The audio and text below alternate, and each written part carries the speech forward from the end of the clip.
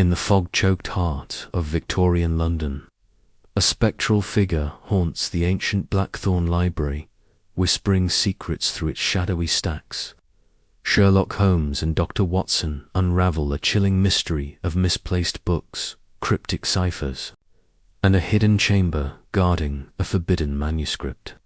As they chase the elusive phantom librarian, they uncover a web of betrayal and alchemical secrets that could shake the foundations of knowledge itself. Will Holmes's razor-sharp mind solve the riddle before the phantom's dark purpose is fulfilled? Chapter 1. The Whisper in the Stacks. The fog hung low over Baker Street, a thick grey veil that clung to the cobblestones and muffled the clatter of horse-drawn carriages. It was a damp November evening in 1895, and the gas lamps flickered like weary sentinels, casting pools of amber light that barely pierced the gloom. Inside 221B, the air was warm, scented with the faint tang of pipe tobacco and the crackle of a fire in the hearth. Sherlock Holmes lounged in his armchair, his long fingers steepled beneath his chin, his eyes half closed as he stared into the flames. Across from him, Dr. John Watson sat at the writing desk, scribbling notes for a case recently concluded. A rather pedestrian affair involving a stolen necklace and a predictably guilty footman. "Watson," Holmes said suddenly, his voice cutting through the quiet like a blade, "you are fidgeting with that pen in a manner that suggests either profound boredom or an impending literary masterpiece." "Which is it?" Watson chuckled, setting the pen down. "Boredom, I'm afraid. This case hardly warrants the ink. A footman with sticky fingers is no match for your talents, Holmes. I'd hoped for something more stimulating." Holmes's lips twitched into a faint smile. "Patience, my dear Watson. The world is never long without a puzzle to vex it. London is a city of secrets, and secrets, like moths, are drawn to the light of inquiry." As if on cue, a sharp rap sounded at the door. Mrs. Hudson's voice, muffled but firm, carried up the stairs. "Mr. Holmes, Dr. Watson, a gentleman to see you." Holmes's eyes gleamed with sudden interest. He sprang from his chair with the lithe grace of a panther, crossing the room to fling open the door. "Show him up, Mrs. Hudson," he called, then turned to Watson with a glint of anticipation. "It seems, Watson, that the universe has heard your lament." Moments later, a man entered, his appearance as striking as the urgency in his step. He was tall, gaunt, with a scholar's stoop and a face lined with worry. His grey hair was dishevelled, and his overcoat, though finely tailored, was damp from the fog, clinging to his thin frame. In his trembling hand, he clutched a leather satchel, its edges worn and stained. His eyes, wide and darting, betrayed a man on the edge of panic. "Mr. Holmes, Dr. Watson," he began, his voice quavering, "I am Ernest Clarence, curator of the Blackthorn Library. I come to you with a matter most urgent and peculiar. I fear I am at my wit's end." Holmes gestured to the chair opposite his own. "Sit, Mr. Clarence, and compose yourself. A clear mind is the ally of truth. Tell me everything and omit no detail, however trivial it may seem." Clarence sank into the chair, clutching the satchel as if it were a lifeline. Watson, ever attentive, poured a glass of brandy from the decanter and pressed it into the man's hands. Clarence took a sip, coughed, and began his tale. "The Blackthorn Library," he said, "is one of London's oldest repositories of knowledge, home to manuscripts and tomes dating back centuries. It is a place of quiet reverence, where scholars and antiquarians come to study works of unparalleled rarity. But for the past 3 weeks, it has become something else. Something uncanny. Holmes leaned forward, his eyes narrowing. Define uncanny, Mr. Clarence. Clarence swallowed hard. It began with small things, books misplaced, pages turned when no one was present. At first I thought it the work of a careless assistant, or perhaps a prankster among the patrons. But then the whispers began. Whispers. Watson interjected, his pen poised above his notebook. Yes, Dr. Watson. At night, after the library is locked and the staff have gone, faint whispers echo through the stacks. Words, indistinct but persistent, as if the books themselves were murmuring secrets. And then, 5 nights ago, I saw it, or rather, him. Holmes's gaze sharpened. Him. The phantom librarian, Clarence whispered, his voice barely audible. A figure, cloaked and hooded, moving silently through the aisles. I was working late, cataloguing a new acquisition, when I glimpsed it in the moonlight streaming through the windows. It was there one moment, gone the next, leaving only a faint scent of old ink and a single book out of place.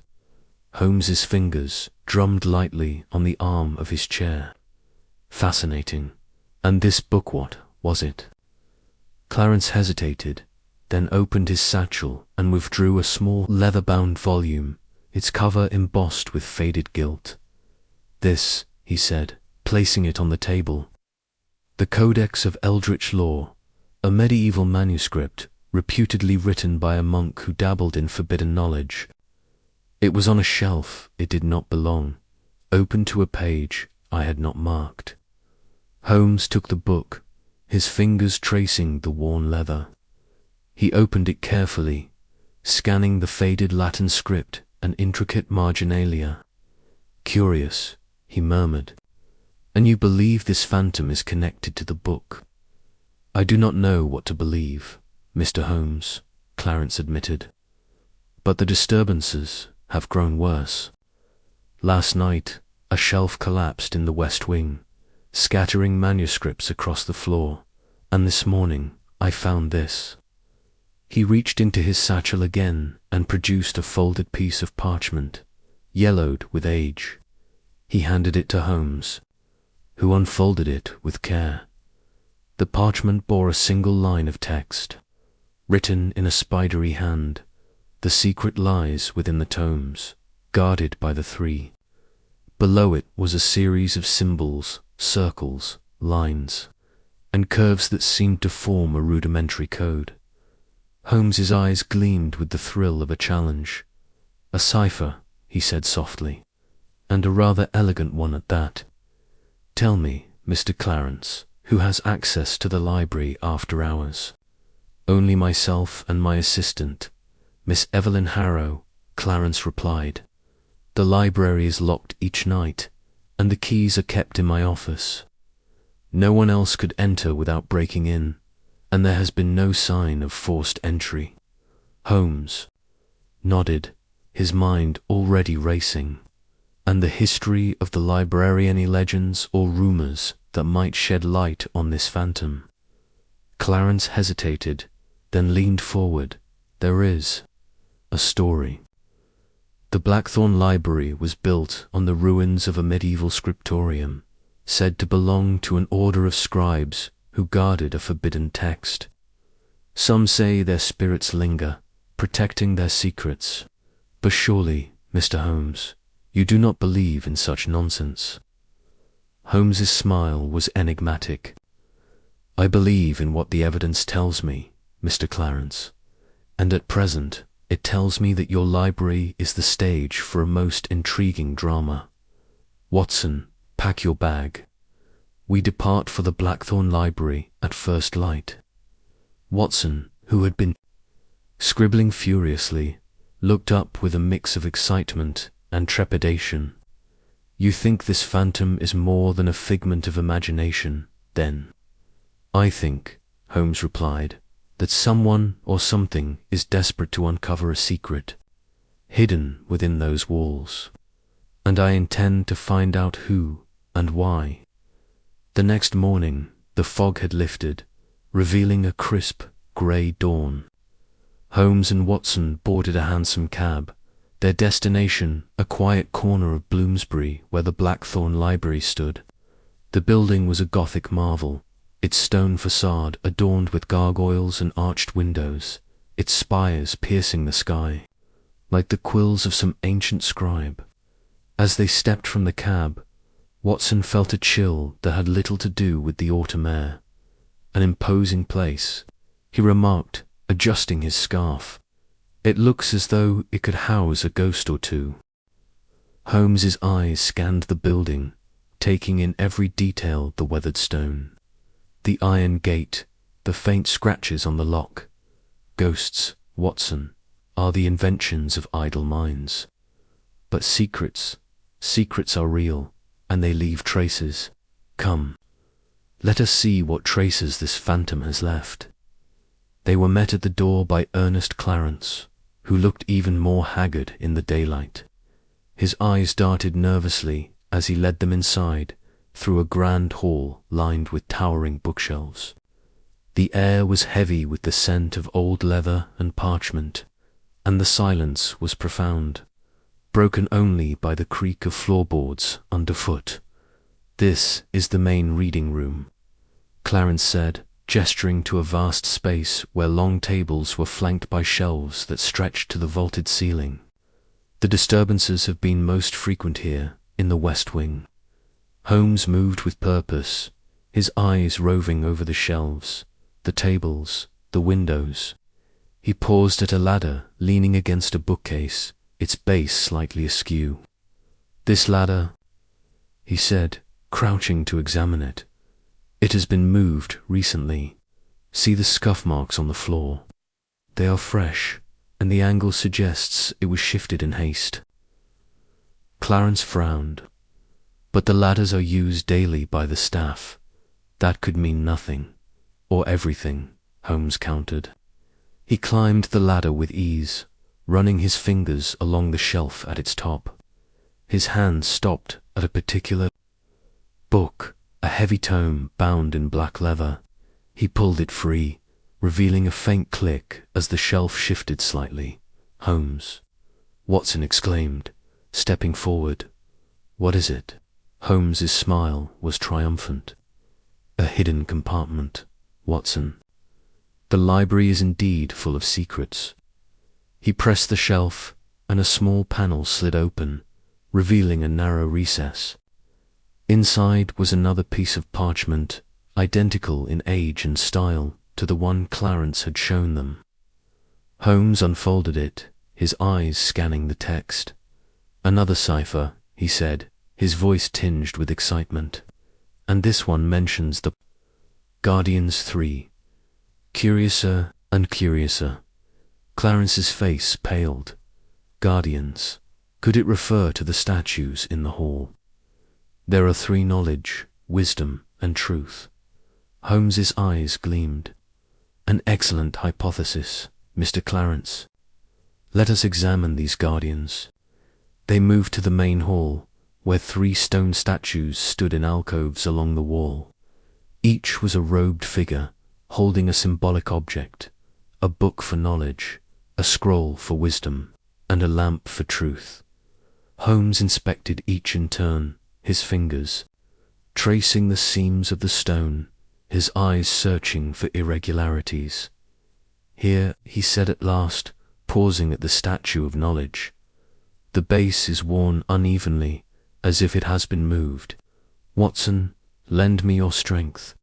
Together they pushed. The statue sighed, revealing a faint outline in the floor trapdoor, cunningly concealed. Holmes knelt, examining the lock. "A simple mechanism," he murmured, producing a set of lockpicks from his pocket. In moments, the trapdoor clicked open, revealing a narrow staircase descending into darkness. Clarence gasped. "I had no idea. This existed. What does it mean, Mr. Holmes?" "It means," Holmes said, rising to his feet, "that your phantom librarian is no mere spectre.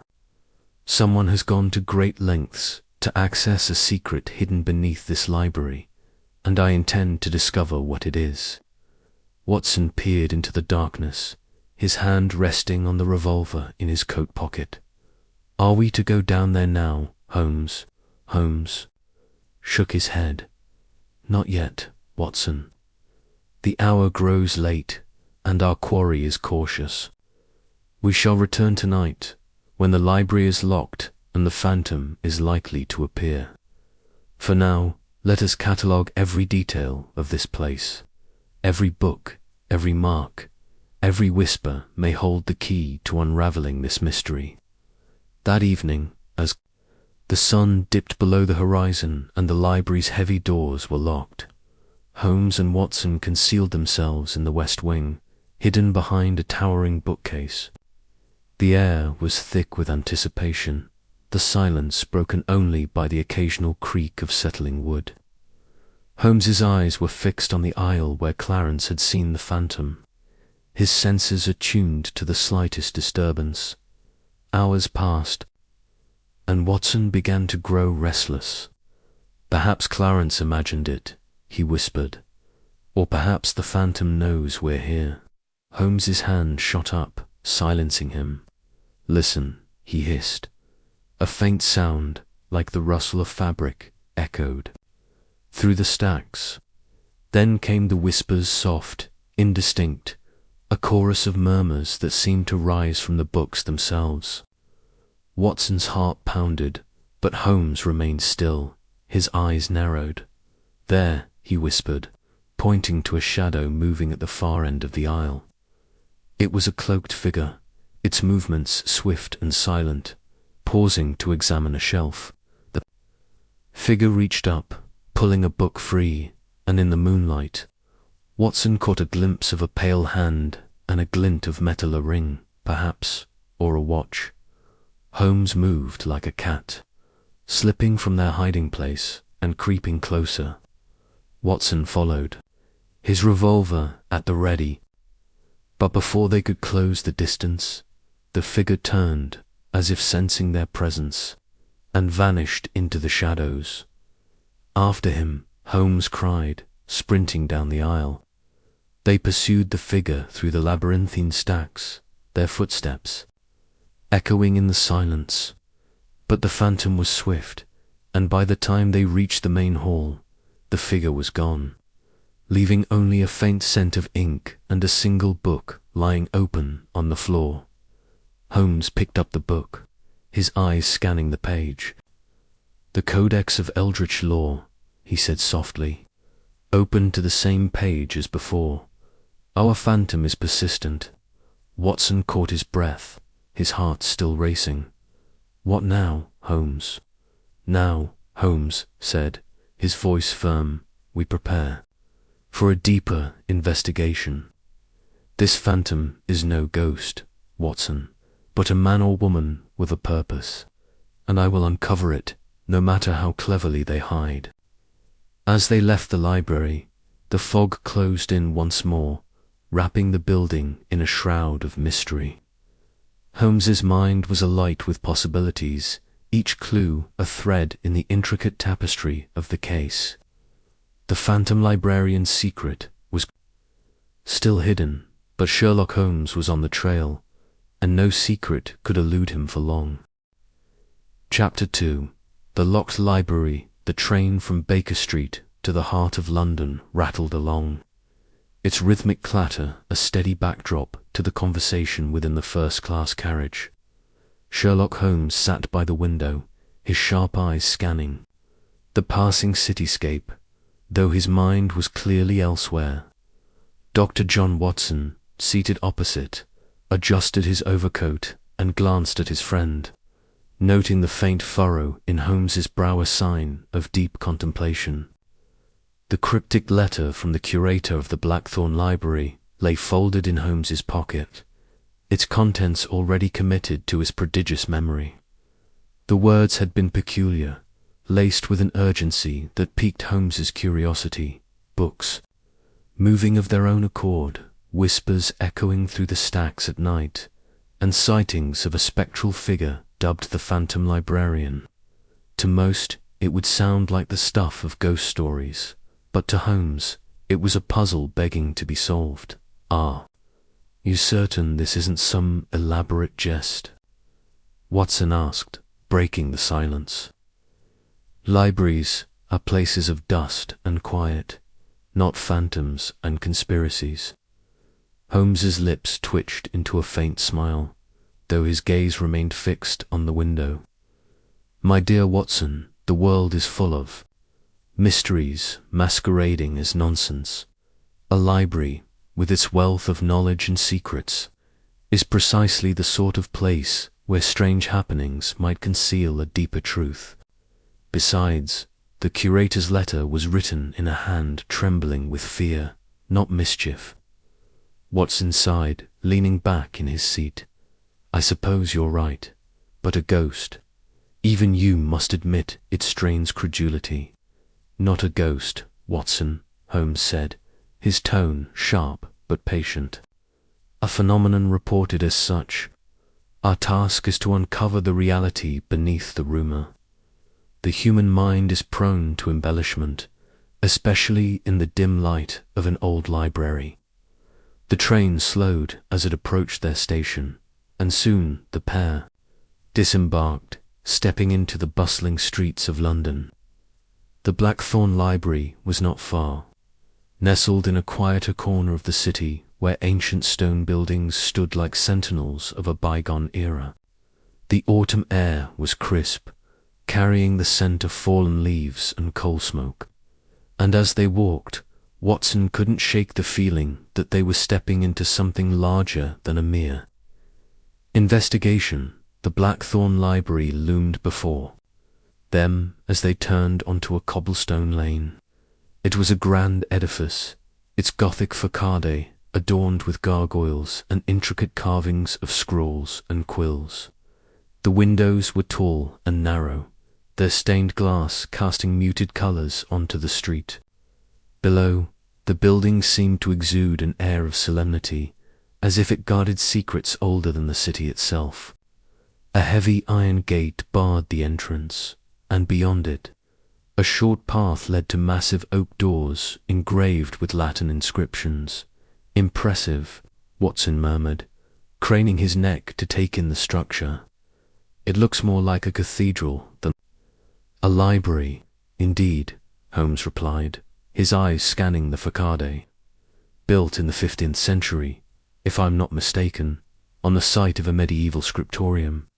The Blackthorn family, its founders, were known for their obsession with rare manuscripts. I suspect we'll find more than books within these walls."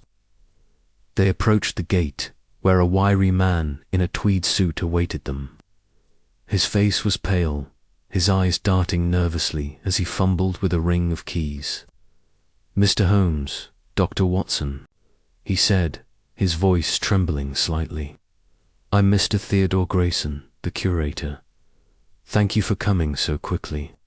Holmes inclined his head. "Your letter was compelling, Mr. Grayson. Tell us more of these disturbances." Grayson glanced around, as if expecting the phantom librarian to materialize from the shadows. "Not here," he whispered. "Inside, please." He unlocked the gate and led them through the oak doors into the library's grand foyer. The interior was as imposing as the exterior, with vaulted ceilings and walls lined with towering bookshelves that stretched into the gloom. The air was thick with the musty scent of old paper and leather bindings, and the only sound was the soft creak of their footsteps on the polished marble floor. A massive chandelier hung overhead, its candles unlit, casting the room in a dim, flickering light from sconces along the walls. Grayson gestured for them to follow him into a smaller office off the main hall. It was cluttered with papers, maps, and ancient tomes, and a single window let in a sliver of daylight. The curator sank into a chair behind his desk, mopping his brow with a handkerchief.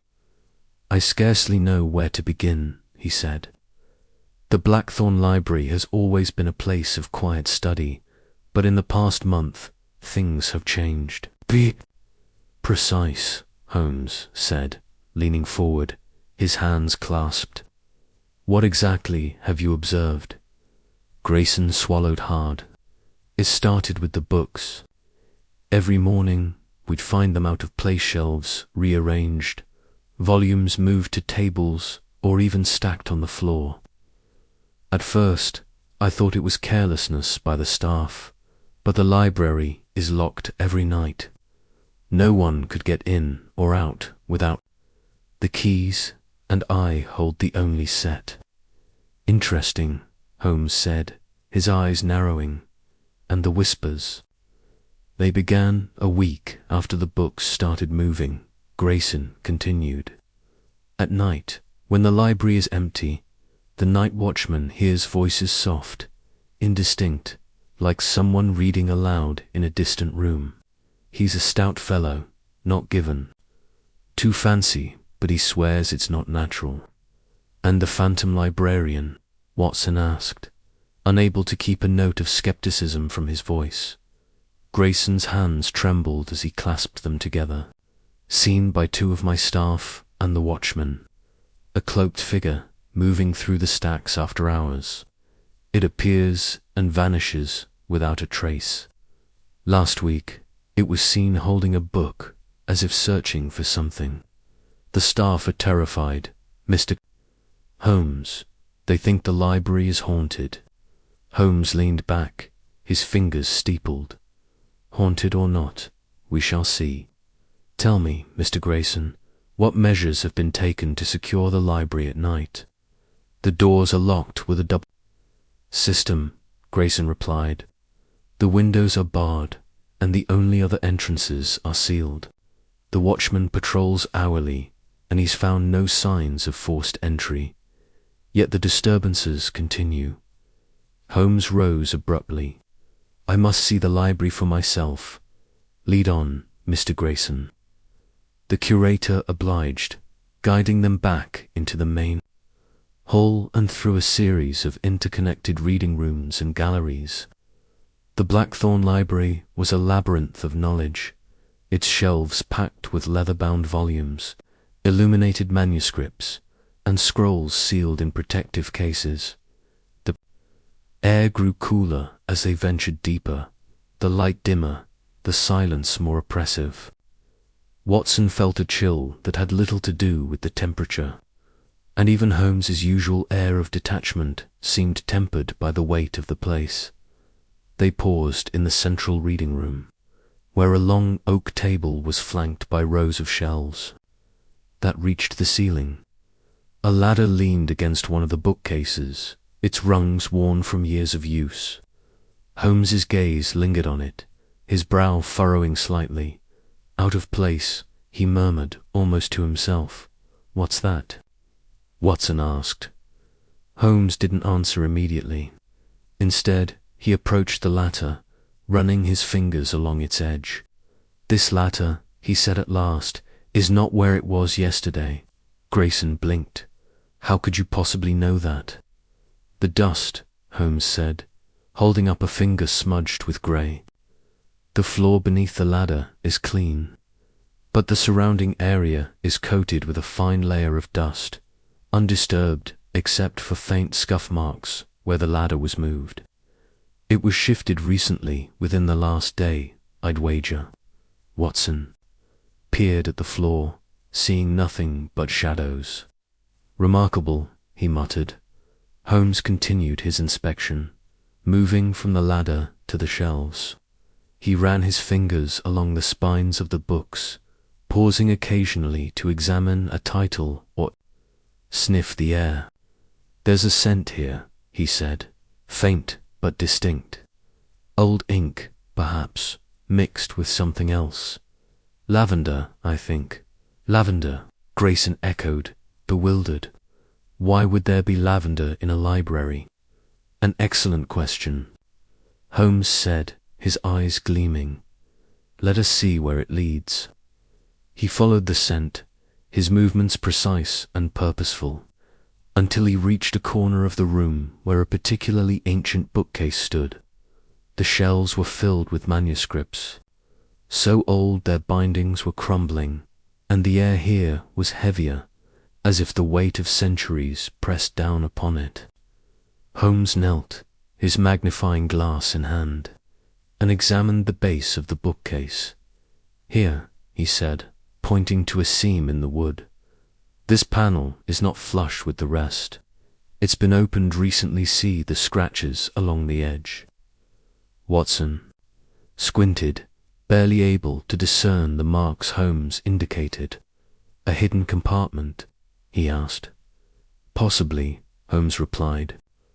He pressed his fingers against the panel, probing for a mechanism. After a moment, there was a soft click, and the panel swung inward, revealing a narrow space within the bookcase. Inside was a single sheet of parchment, yellowed with age and covered in cryptic symbols. Holmes lifted the parchment carefully, holding it to the light. "A coded note," he said, his voice tinged with excitement. "This is no prank, Watson. Someone has gone to great lengths to conceal this." Grayson peered over Holmes's shoulder, his face pale. "What does it say?" "It will take time to decipher," Holmes said, folding the note and slipping it into his pocket. "But it's a start. Tell me, Mr. Grayson, who has access to this section of the library?" "Only the senior staff," Grayson replied. "Myself, the head librarian, Mr. Clarence, and the assistant librarian, Miss Evelyn. The rest of the staff are restricted to the main reading rooms." Holmes nodded, his mind clearly racing. "I shall need to speak with them both. But first, I want to see the library at night. The phantom librarian, if they exist, seems to prefer the cover of darkness. Arrange for us to stay after closing, Mr. Grayson."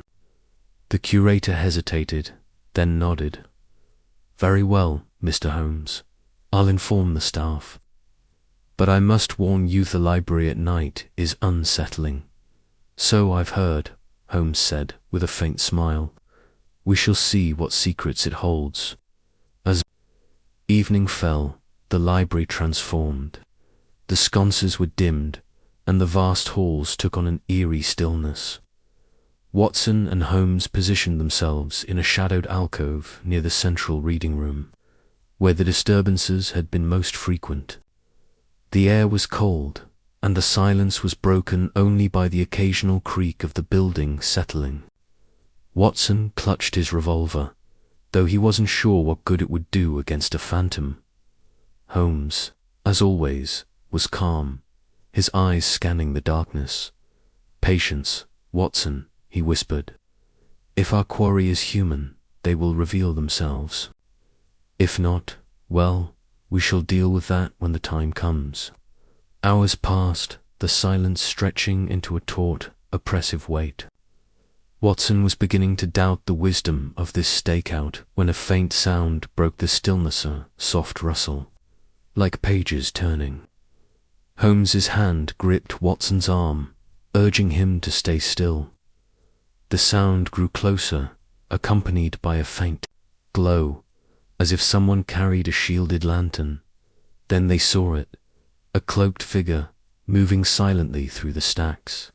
It was tall, its movements deliberate, and in its hands it held a book.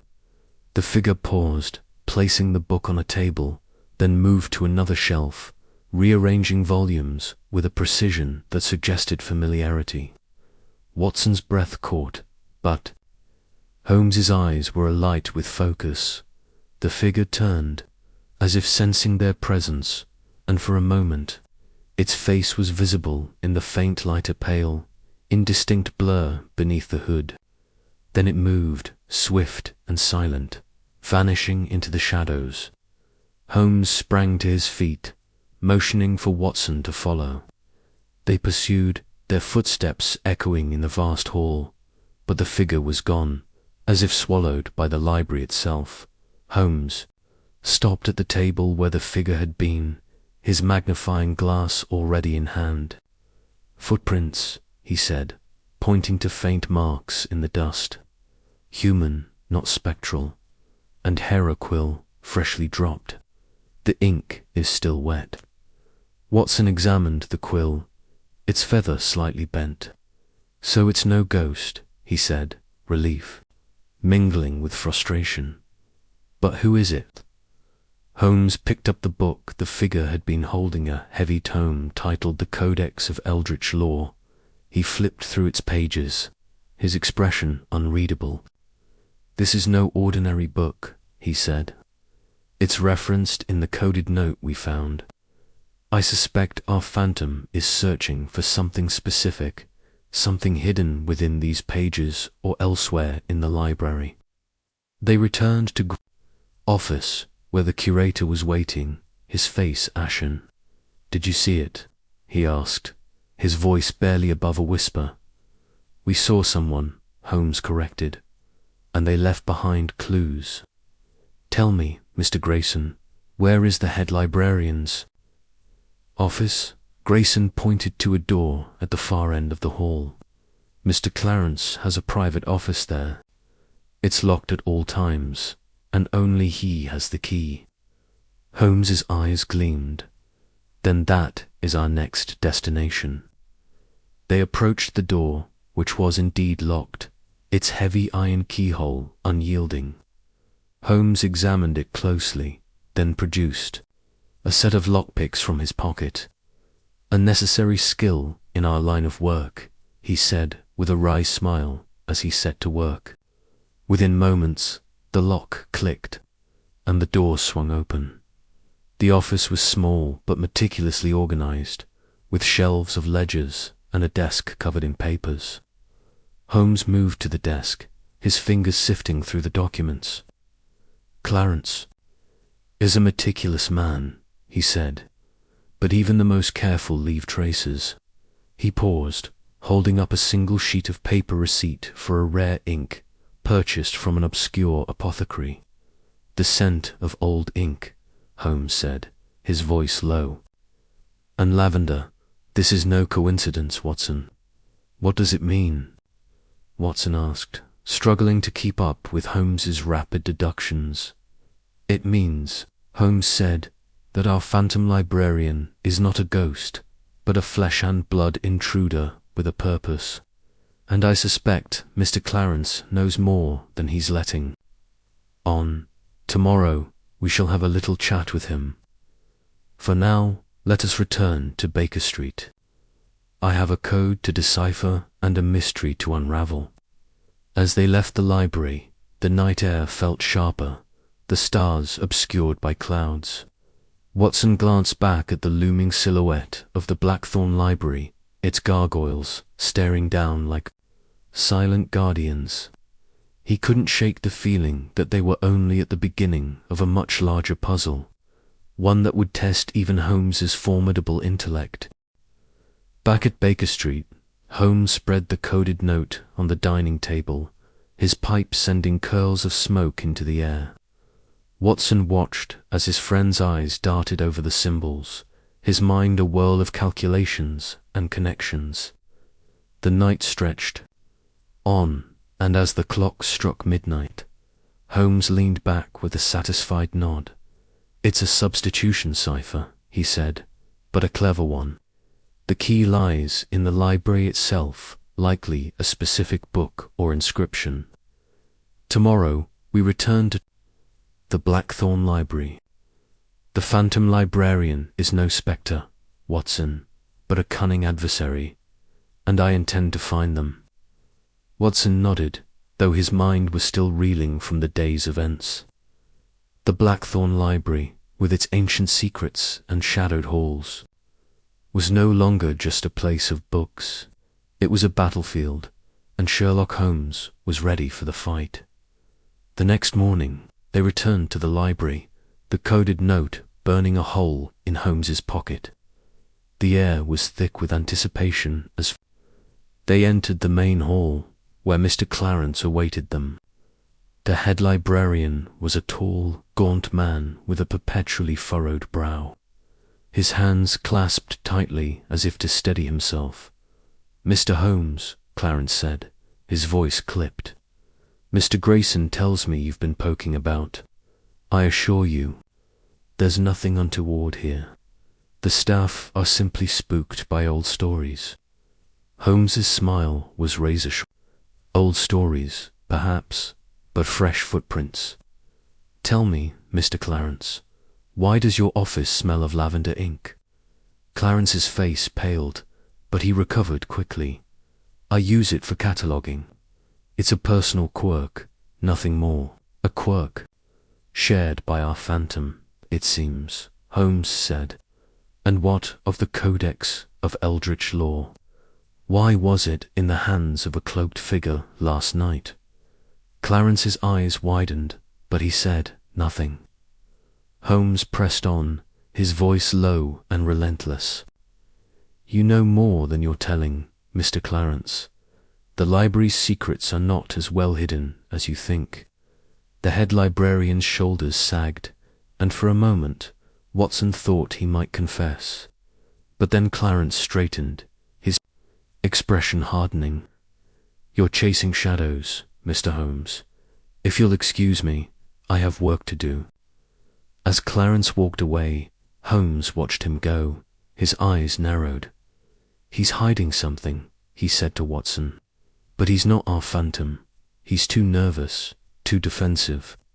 No, the true culprit is someone bolder, someone who moves through this library like they own it. The day passed in a blur of investigation. Holmes examined every corner of the library, from the dusty upper galleries to the locked vaults where the rarest manuscripts were kept. He found more clues a smudge. Of ink on a banister, a scrap of cloth caught on a shelf, but nothing definitive. The coded note remained his focus, and by late afternoon, he had retreated to Grayson's office with a stack of reference books, determined to crack its secrets. Watson, meanwhile, took to interviewing the staff. Miss Evelyn, the assistant librarian, was a young woman with sharp eyes and a quick wit. She answered his questions politely, but seemed distracted, her gaze often drifting to the shelves. I've seen nothing unusual, she said, though her fingers fidgeted with a pendant around her neck. Watson made a mental note to tell Holmes about her unease. As night fell once more, Holmes emerged from the office, his face alight with discovery. The cipher references a book, he said, holding up the note. The Codex of Eldritch Law is the key, but not in the way we thought. It's not the book itself, but its placement in the library a marker for something hidden nearby. Returned to the central reading room, where the Codex had been left by the phantom. Holmes climbed the ladder, his movements swift and precise, and examined the shelf where the book had been placed. Here, he said, pulling a volume from the shelf. It was a thin, unremarkable book, its cover plain, but when Holmes opened it, a folded map fell out. The map was old, its edges frayed, but it depicted the library in intricate detail, with a single red X marking a spot in the basement. A hidden chamber, Holmes said, his voice barely containing his excitement. The phantom is searching for something hidden beneath the library, and I intend to find it first. Watson followed Holmes as they descended a narrow staircase to the library's basement, a damp, cavernous space lit only by their lanterns. The air was thick with the smell of earth and mildew, and the walls were lined with crates of forgotten manuscripts. Holmes consulted the map, leading them to a blank stone wall at the far end of the basement. Here, he said, pressing his hands against the stone. There's a mechanism feel, the draft. Watson felt nothing, but he trusted Holmes's instincts. After several minutes of probing, Holmes found a loose stone, and with a push, a section of the wall slid aside, revealing a dark passage. The air that rushed out was cold and stale, carrying the faint scent of lavender ink. They stepped inside, their lanterns casting long shadows on the rough-hewn walls. The passage sloped downward, leading to a heavy iron door inscribed with strange symbols. Holmes studied them, his brow furrowed. "These are alchemical," he said. "The library's founders were more than scholars, it seems." The door was locked, but Holmes's lockpicks made short work of it. Beyond lay a small chamber, its walls lined with shelves of ancient manuscripts. In the center stood a locked chest, its surface carved with riddles. Holmes knelt before it, his eyes gleaming. "The final piece of the puzzle," he said. "The phantom wants what's inside this chest, and so do we." As they stood in the flickering light, the weight of the library's secrets pressed down. Upon them, Watson felt a chill, not from the cold, but from the realization that they were on the cusp of uncovering something extraordinary. Holmes, as always, was undaunted, his mind already racing to solve the riddles that guarded the chest. The Blackthorn Library was no longer just a place of books. It was a labyrinth of secrets, and Sherlock Holmes was determined to navigate it to the truth. Chapter 3. The first Clutha Blackthorn Library stood like a sentinel of forgotten ages, its Gothic arches and towering shelves casting long shadows across the marble floor. Sherlock Holmes and Dr. John Watson had spent the better part of the morning exploring its labyrinthine stacks, their footsteps echoing in the cavernous silence. The air was thick with the musty scent of ancient paper, and the faint creak of wood seemed to whisper secrets of its own. Holmes, with his keen eyes and restless energy, moved with purpose, his long fingers trailing along the spines of leather-bound tomes as he absorbed every detail of the scene. Watson, ever the loyal companion, followed closely, his notebook in hand, jotting down observations and questions with a mixture of curiosity and skepticism. The curator, Mr. Percival Grayson, had greeted them upon their arrival, his face pale and drawn, as though the weight of the library's mysteries pressed heavily upon him. He had recounted the strange occurrences in hushed tones, books found rearranged in the dead of night, whispers that seemed to emanate from the walls, and fleeting glimpses of a cloaked figure, the so-called phantom librarian. Grayson's hands trembled as he handed Holmes a crumpled letter, the cryptic missive that had summoned them to this eerie place, written in an elegant, looping script. It spoke of a shadow that moves unseen and begged for the detective's aid in unraveling the enigma. Holmes had read it once, his lips curling into a faint smile, before tucking it into his coat pocket. "A puzzle worth solving," he had murmured, and Watson knew that glint in his friend's eyes meant the game was afoot. Now, as the morning sun filtered through the high stained glass windows, casting kaleidoscopic patterns on the floor, Holmes paused before a towering bookshelf in the library's western wing. The section was dedicated to medieval manuscripts, its shelves groaning under the weight of vellum and parchment. Watson watched as Holmes tilted his head, his sharp gaze fixed on a particular row of books. "What is it, Holmes?" he asked, his voice low to avoid disturbing the oppressive quiet. Holmes did not answer immediately. Instead, he reached out, his fingers brushing against the spine of a particularly worn volume. The book was bound in cracked leather, its title embossed in faded gold, Historia Arcana. With a gentle tug, he pulled it from the shelf, only to pause, as a soft click echoed through the air. Watson's breath caught as the shelf shifted slightly, revealing a narrow gap in the woodwork behind it. Holmes's eyes gleamed with triumph. "A hidden compartment," he said, his voice tinged with satisfaction.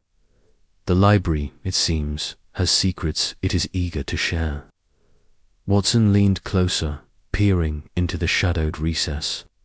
The compartment was small, barely large enough to hold a single object, but within it lay a folded piece of parchment, yellowed with age and sealed with a wax stamp bearing an unfamiliar sigil.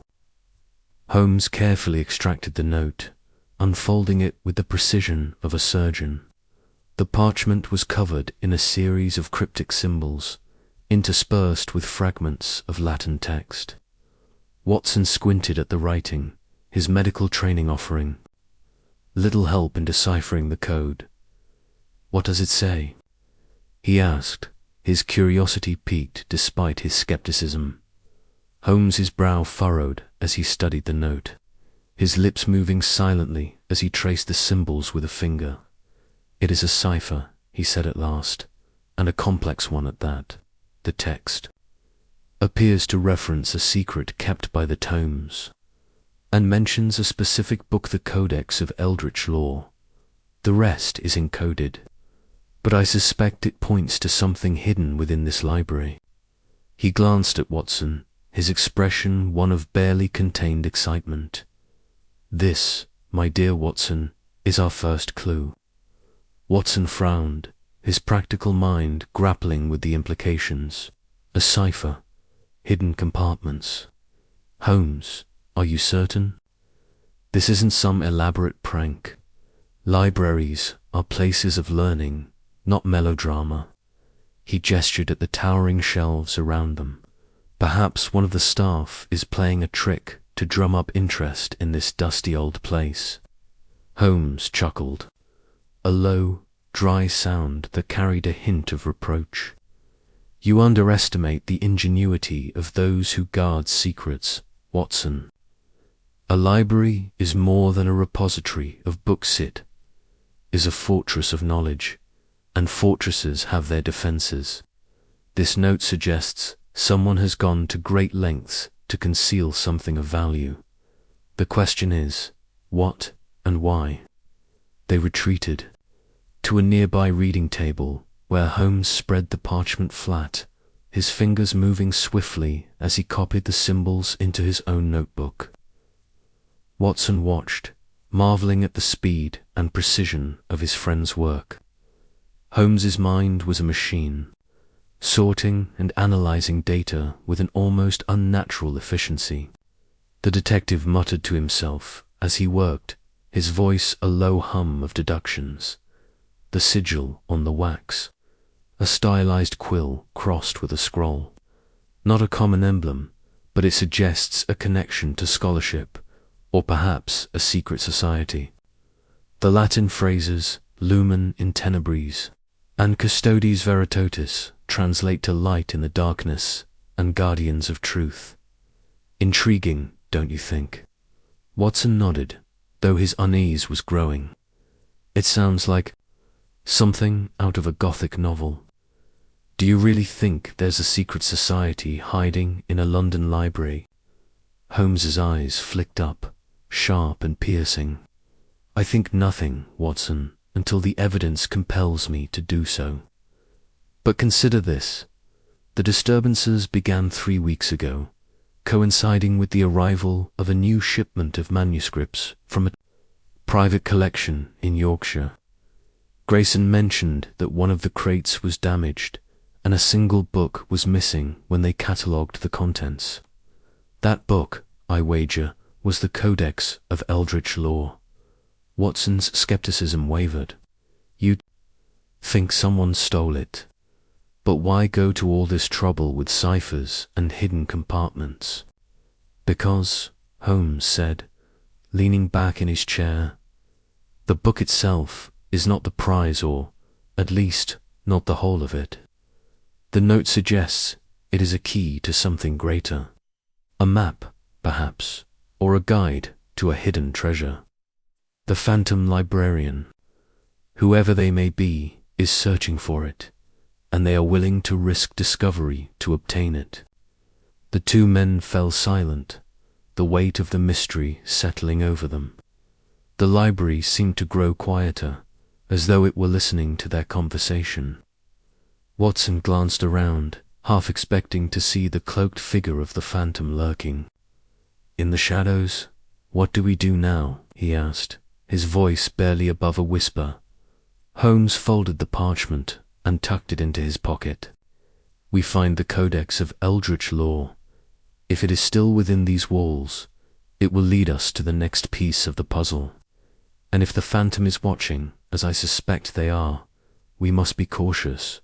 They may not take kindly to our interference." The rest of the day was spent scouring the library's catalogue, a massive ledger filled with thousands of entries.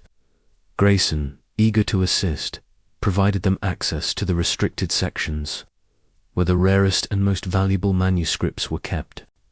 The air grew colder as they descended into the lower levels, where the shelves were lined with books so old their pages seemed to crumble at a touch.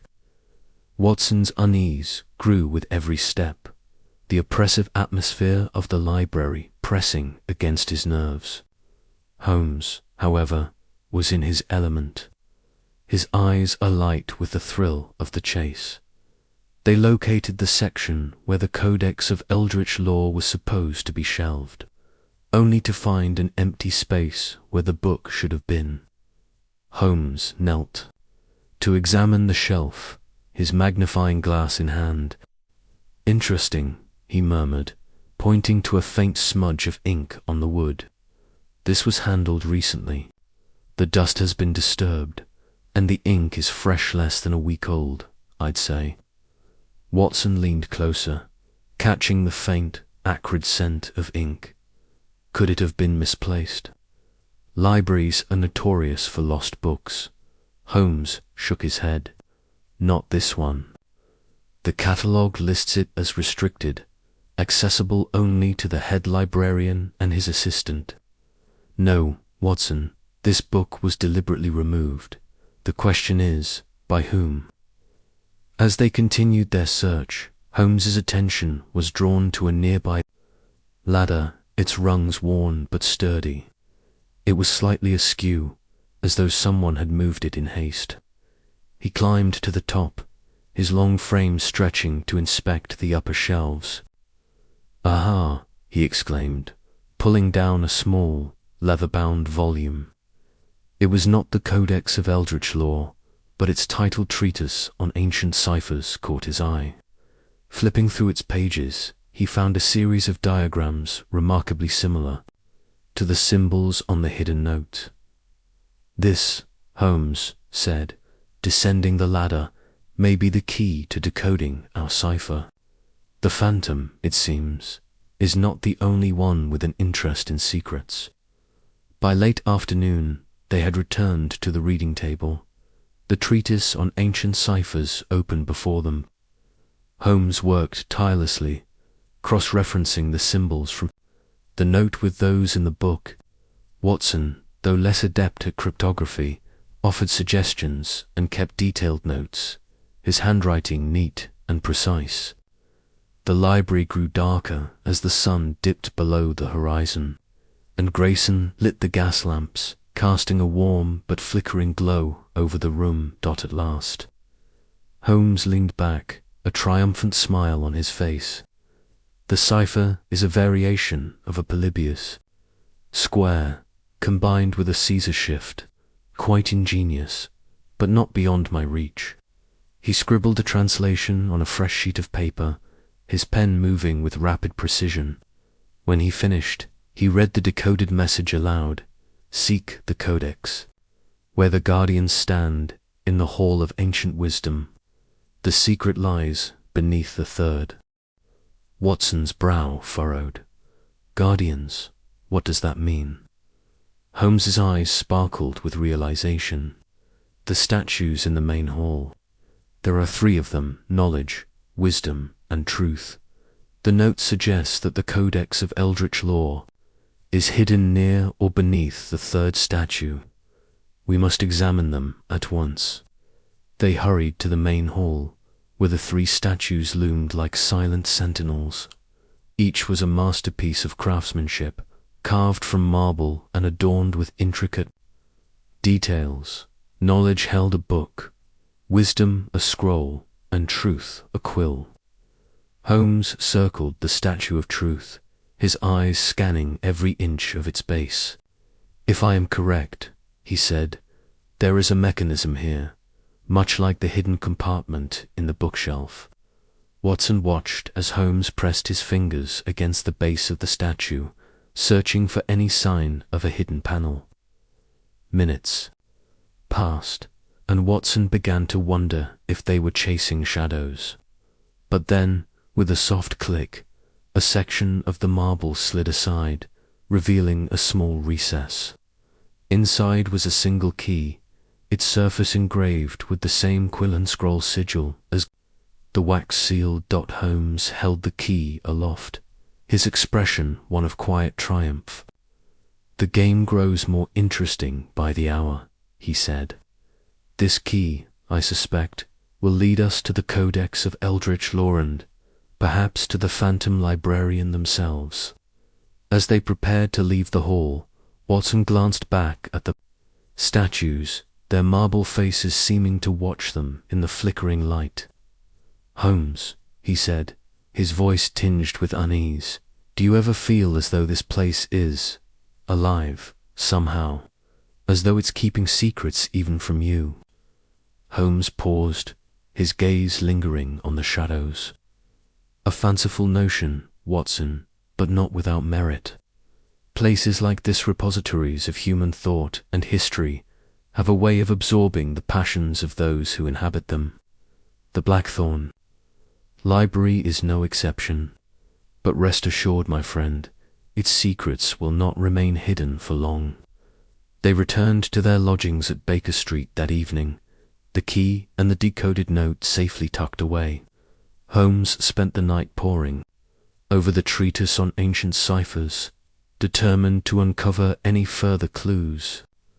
Watson, meanwhile, recorded the day's events in his journal, his pen scratching out the details of their strange adventure. As he wrote, he couldn't shake the feeling that they were being watched not by the phantom, but by the library itself, its ancient walls whispering secrets they had only begun to unravel. The next morning, Holmes was already at work, his pipe sending curls of smoke into the air as he studied a map of the library. The key, he said, is likely meant for a locked room or chest within the library. The reference to the Hall of Ancient Wisdom suggests the restricted section where the rarest manuscripts are kept. We must return at once and continue our search. Watson nodded, though his heart was heavy with a sense of foreboding. The Blackthorn Library was no ordinary place, and the Phantom Librarian was no ordinary adversary. As they set out into the foggy streets of London, he wondered what other secrets lay hidden in the shadows of the ancient Stacksand, whether they were prepared to face them. The day was grey and overcast, the air heavy with the promise of rain. The Blackthorn Library loomed ahead, its spires cutting through the mist like the masts of a ship adrift in a sea of fog. Inside, the atmosphere was no less oppressive, the silence broken only by the occasional creak of a floorboard or the distant rustle of pages. Holmes wasted no time, leading Watson back to the restricted section, where the air was thick with the scent of old leather and dust. They searched for hours, examining every shelf, every nook, every possible hiding place for a lock that might fit the key. Grayson joined them, his nervousness palpable as he hovered nearby, wringing his hands. "Mr. Holmes," he said at one point, "I must confess, I never imagined the library could hold such secrets. If there is a hidden chamber or a forbidden text, I swear I knew nothing of it." Holmes fixed him with a piercing stare. "Ignorance is no defense, Mr. Grayson, but I am inclined to believe you for now. Tell me, who else has access to this section?" "Only myself and Miss Evelyn, the assistant librarian," Grayson replied. "She's been with us for 3 years, a brilliant scholar of rare books. I can't imagine her involved in anything untoward." Holmes's lips twitched in a faint smile. "We shall see. In my experience, those who seem least likely are often the ones with the most to hide. As the day wore on, their search yielded nothing, and Watson's frustration grew. Perhaps the key is for something outside the library, he suggested. A safe deposit box, or a chest in someone's home. Holmes shook his head. No, Watson. The note was specific, where the guardians stand. The answer lies here, within these walls. We are simply looking in the wrong place. It was late afternoon when Holmes's attention was drawn to a heavy oak door at the far end of the restricted section. It was unremarkable, its surface worn and unadorned, but something about it caught his eye. He knelt before it, examining the lock with his magnifying glass. This, he said, is no ordinary lock. The mechanism is complex, designed to resist picking. Fortunately, we have the key. He inserted the key into the lock, and with a satisfying click, the door swung open, revealing a narrow staircase descending into darkness. Watson's heart raced as he peered into the gloom. Holmes, are you sure about this? We don't know. What's down there? Holmes's eyes gleamed with anticipation. That, my dear Watson, is precisely why we must find out. They lit a lantern and descended the staircase, the air growing colder and damper with every step. The walls were lined with ancient stone, etched with faded runes that hinted at the library's medieval origins. At the bottom of the stairs was a small chamber, its walls lined with shelves of manuscripts even older than those above.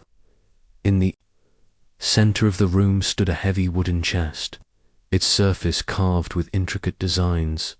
Holmes approached the chest, his fingers tracing the carvings.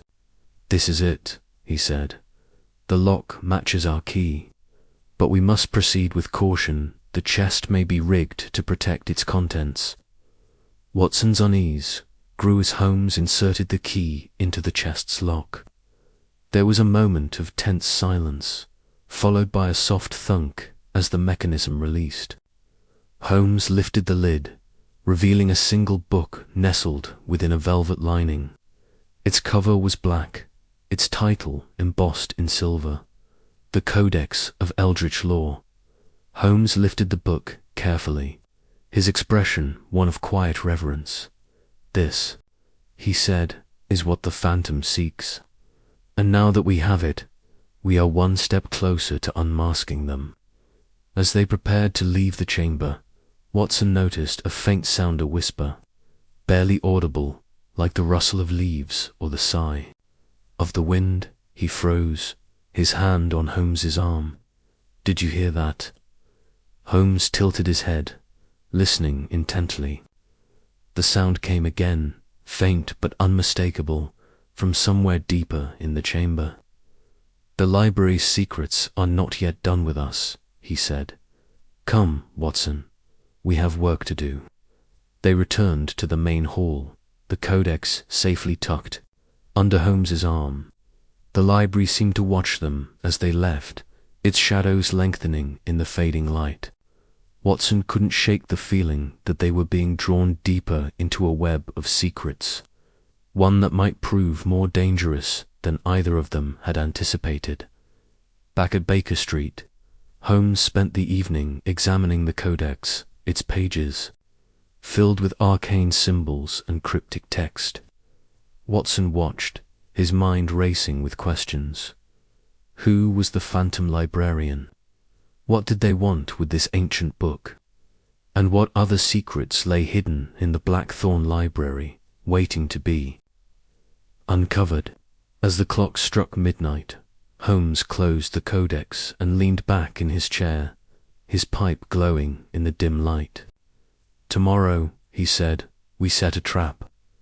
The phantom will come for this book, and when they do, we shall be ready. Watson nodded, though his heart was heavy with unease.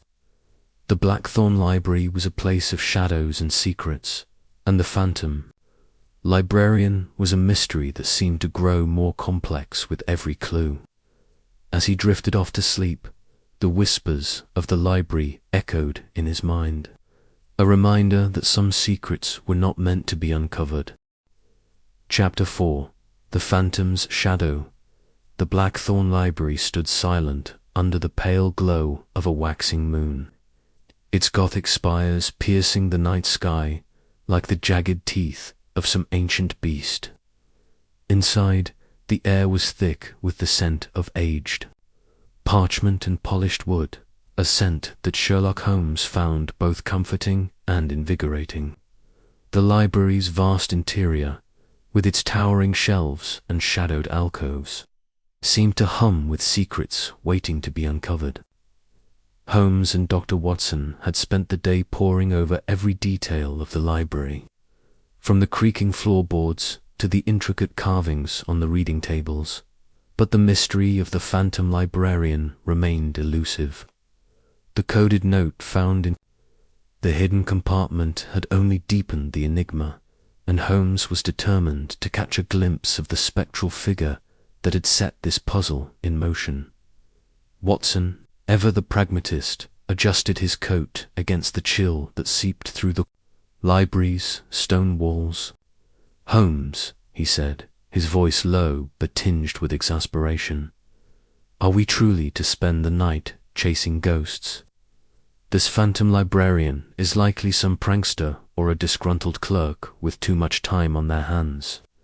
Books moving on their own, whispers in the dark, it's all rather theatrical, don't you think?" Holmes crouched near a bookshelf, his sharp eyes scanning the floor for any trace of disturbance, did not look up. Theatrical, perhaps, Watson, but not without purpose. Every action, no matter how absurd it appears, serves a motive. Our task is to uncover what that motive might be. The note we found suggests a secret worth hiding, and the so-called phantom is no mere apparition. There is method here, and I intend to find it. Watson sighed, settling into a backed chair near the main reading room. The library was locked for the night, as it was every evening, a fact that only heightened the mystery. The curator, Mr. Abernathy, had assured them that no one could enter or leave after hours without a key, and only he and the head librarian, Mr. Clarence, possessed such keys. Yet the disturbances, books rearranged, whispers heard by the night watchman, and sightings of a cloaked figure persisted. Holmes had insisted on a nighttime stakeout, believing that the phantom would reveal themselves under the cover of darkness. Hours ticked by slowly, the only sounds the faint creak of the building settling and the occasional rustle of Watson shifting in his chair. Holmes had taken up a position near the central aisle, hidden in the shadow of a massive oak bookcase. His senses were attuned to the slightest anomaly, a misplaced sound, a shift in the air, the faintest hint of movement. Watson, despite his skepticism, kept his revolver close, his eyes scanning the dimly lit room. The library's main hall was a cavernous space, its vaulted ceiling lost in shadow, and the rows of shelves stretched into the distance like the ribs of some great beast. The gas lamps had been extinguished, leaving only a few candles strategically placed by Holmes, to cast just enough light to see without betraying their presence. It was nearing midnight when Holmes's hand shot up, signaling Watson to be still. A faint sound, almost imperceptible, had caught his attention, a soft scrape, like the brush of fabric against wood. Watson strained his ears, his heart quickening, but heard nothing. Holmes, however, was already moving, silent as a shadow, toward the source of the noise. He gestured for Watson to follow, and the two men crept along the aisle, their footsteps muffled by the thick rugs that lined the floor. They reached a corner where two aisles intersected, and there, in the faint glow of a candle, they saw it. A cloaked figure, tall and slender, moving with deliberate care. The figure was rearranging books on a shelf, their movements quick but precise, as if following a predetermined order. The cloak obscured their face, and the hood cast a deep shadow, giving the impression of a spectre gliding through the stacks. Watson's breath caught, his earlier skepticism wavering in the face of this eerie sight. "Holmes," he whispered, barely audible, "is that?" "No ghost, Watson," Holmes murmured, his voice steady. "Observe the way they moved, purposeful to human. This is no phantom, but a person with a goal. Stay close." The figure paused, as if sensing their presence, and then darted down the aisle with surprising speed. Holmes sprang into action, his long legs carrying him after the figure, with Watson close behind. The chase led them through the labyrinthine stacks, the candlelight flickering wildly as they passed. Bookshelves loomed like silent sentinels, their shadows dancing on the walls. The figure was agile, weaving between shelves and ducking into narrow passages. But Holmes was relentless, his mind mapping the library's layout as he pursued. They rounded a corner, and for a moment the figure was illuminated by a sliver of moonlight streaming through a high window. Holmes noted the details. The cloak was dark, likely wool, and the figure's hands were gloved, suggesting caution. Then, with a sudden turn, the figure vanished into a side aisle. Holmes slowed, signaling Watson to stop. "They've gone to ground," he whispered. "We must be cautious, they know this place better than we do." They searched the area, moving carefully to avoid making noise. Holmes's eyes scanned the floor, and he froze, kneeling to examine something in the dim light. "Watson, look here," he said, pointing to a faint set of footprints in the dust. They were small, precise, and led toward a locked door at the far end of the aisle, door that, according to Mr. Abernathy, led to a private reading room used only by the head librarian. Mr. Clarence Holmes examined the door, his fingers tracing the lock. "No signs of tampering," he murmured. "This lock is intact, yet our phantom passed this way. Curious." He stood, his mind racing. "Watson, fetch the candle from the table. There, we need more light." Watson retrieved a candle, and as he returned, something caught his eye. On the floor nearby, a small, white object glinting in the candlelight. He picked it up and handed it to Holmes. It was a quill, its tip stained with ink, and it bore the faint scent of the same old ink Holmes had noticed earlier. "A clue." "Watson," Holmes said, his eyes gleaming, "our phantom is careless. This quill was dropped in haste, and it tells us something vital. Our quarry is no ghost, but someone who handles ink, perhaps a scholar or a scribe." Holmes pocketed the quill and turned his attention back to the footprints. They stopped abruptly at the door, as if the figure had vanished into thin air. "Impossible," Watson muttered, "unless they had a key." "Or another means of entry," Holmes said, his gaze drifting to the nearby bookshelf. He ran his fingers along the edge of the shelf, pressing gently, and was rewarded with a faint click. A section of the bookshelf swung inward, revealing a narrow passage. Watson's jaw dropped. A secret passage. In a library.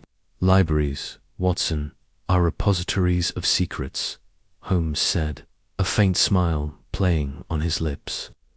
"This one, it seems, is no exception. Come, we must proceed with caution." "This one, it seems, is no exception. Come, we must proceed with caution." The passage was cramped and dusty, its walls lined with rough stone. Holmes led the way, holding Thindle aloft, its light casting eerie shadows. The air grew colder. As they descended a short flight of stairs, and Watson felt a prickle of unease. "Holmes, this feels like we're walking into a trap," he said, his hand resting on his revolver.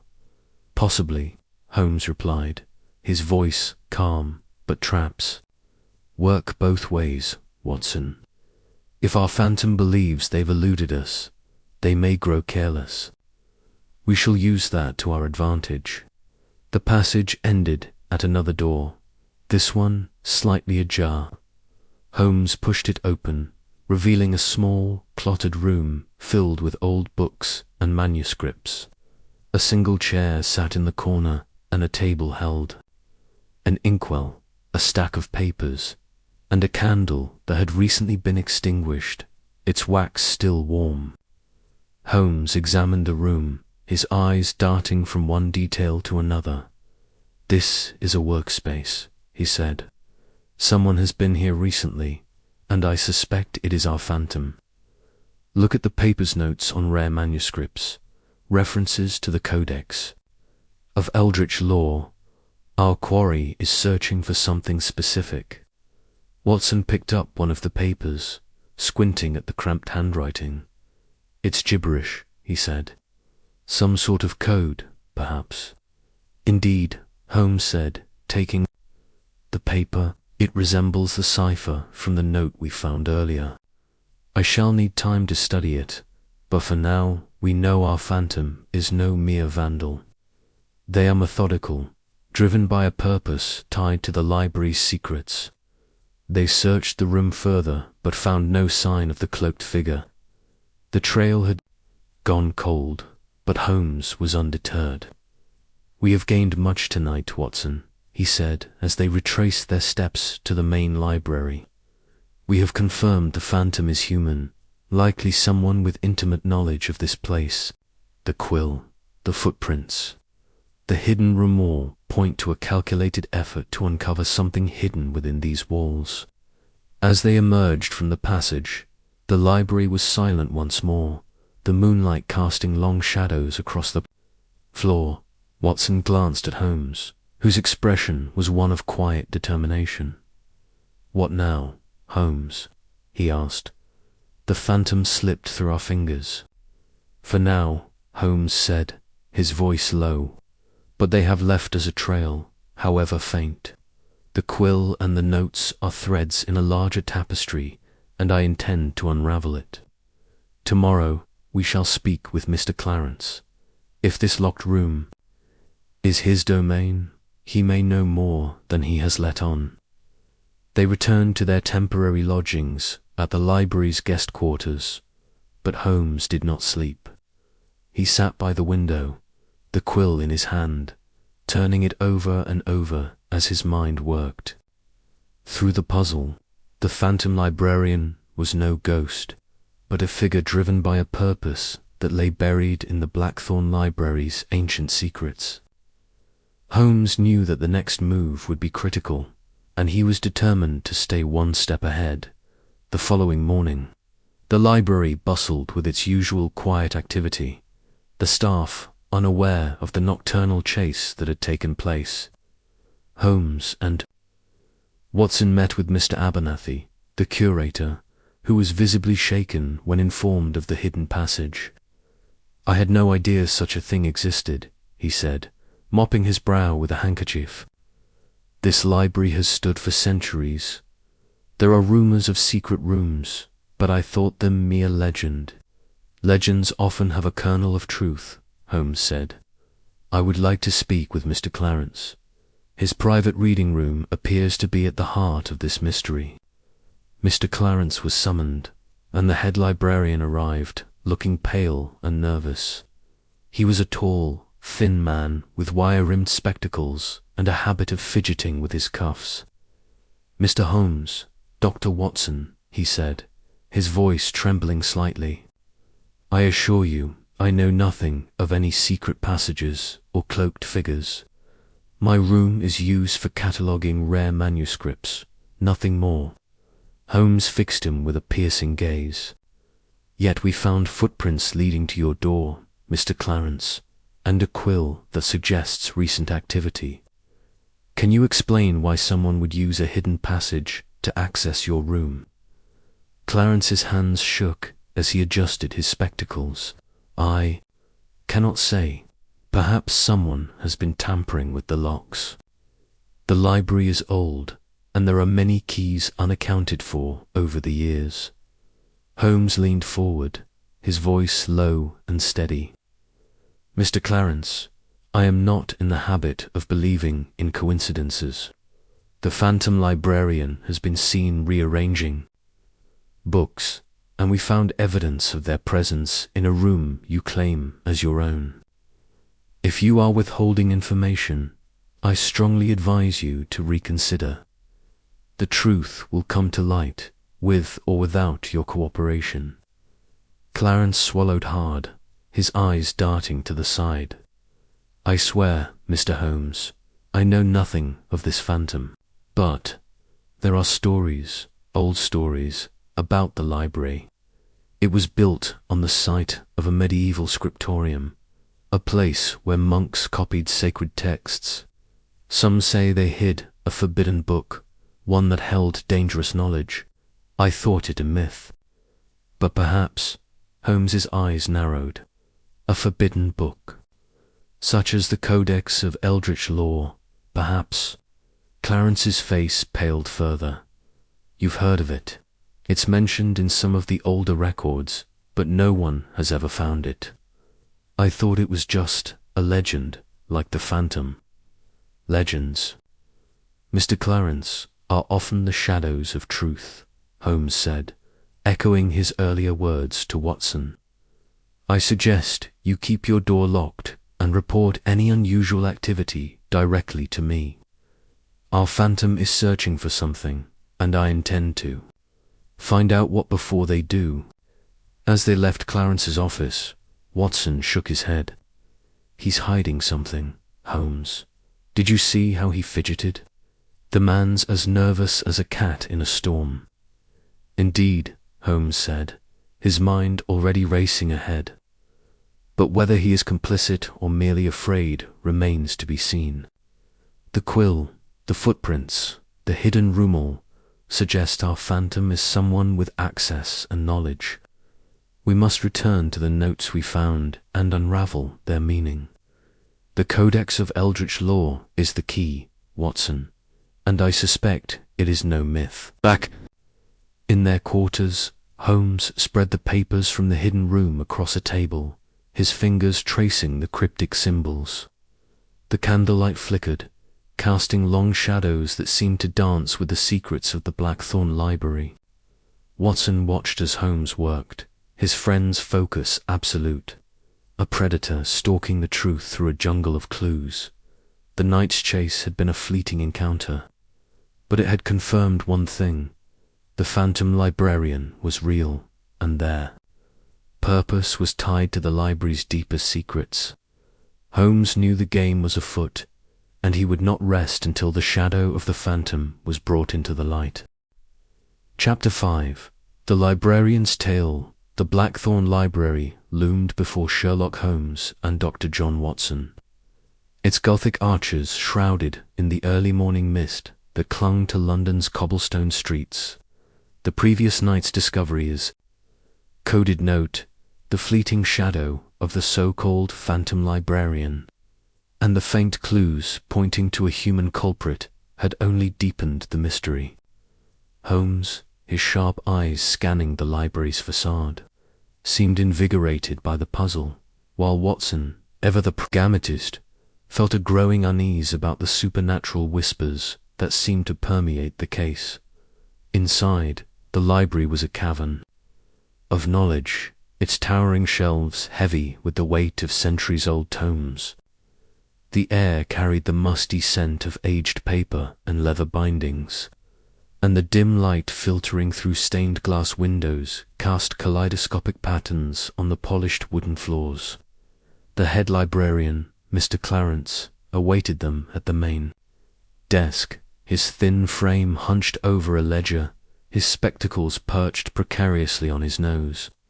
His nervous demeanor was evident, his hands fidgeting as he greeted the detective and his companion. Mr. Holmes, Dr. Watson, Clarence said, his voice tremulous. I trust your investigation progresses. The staff are growing anxious.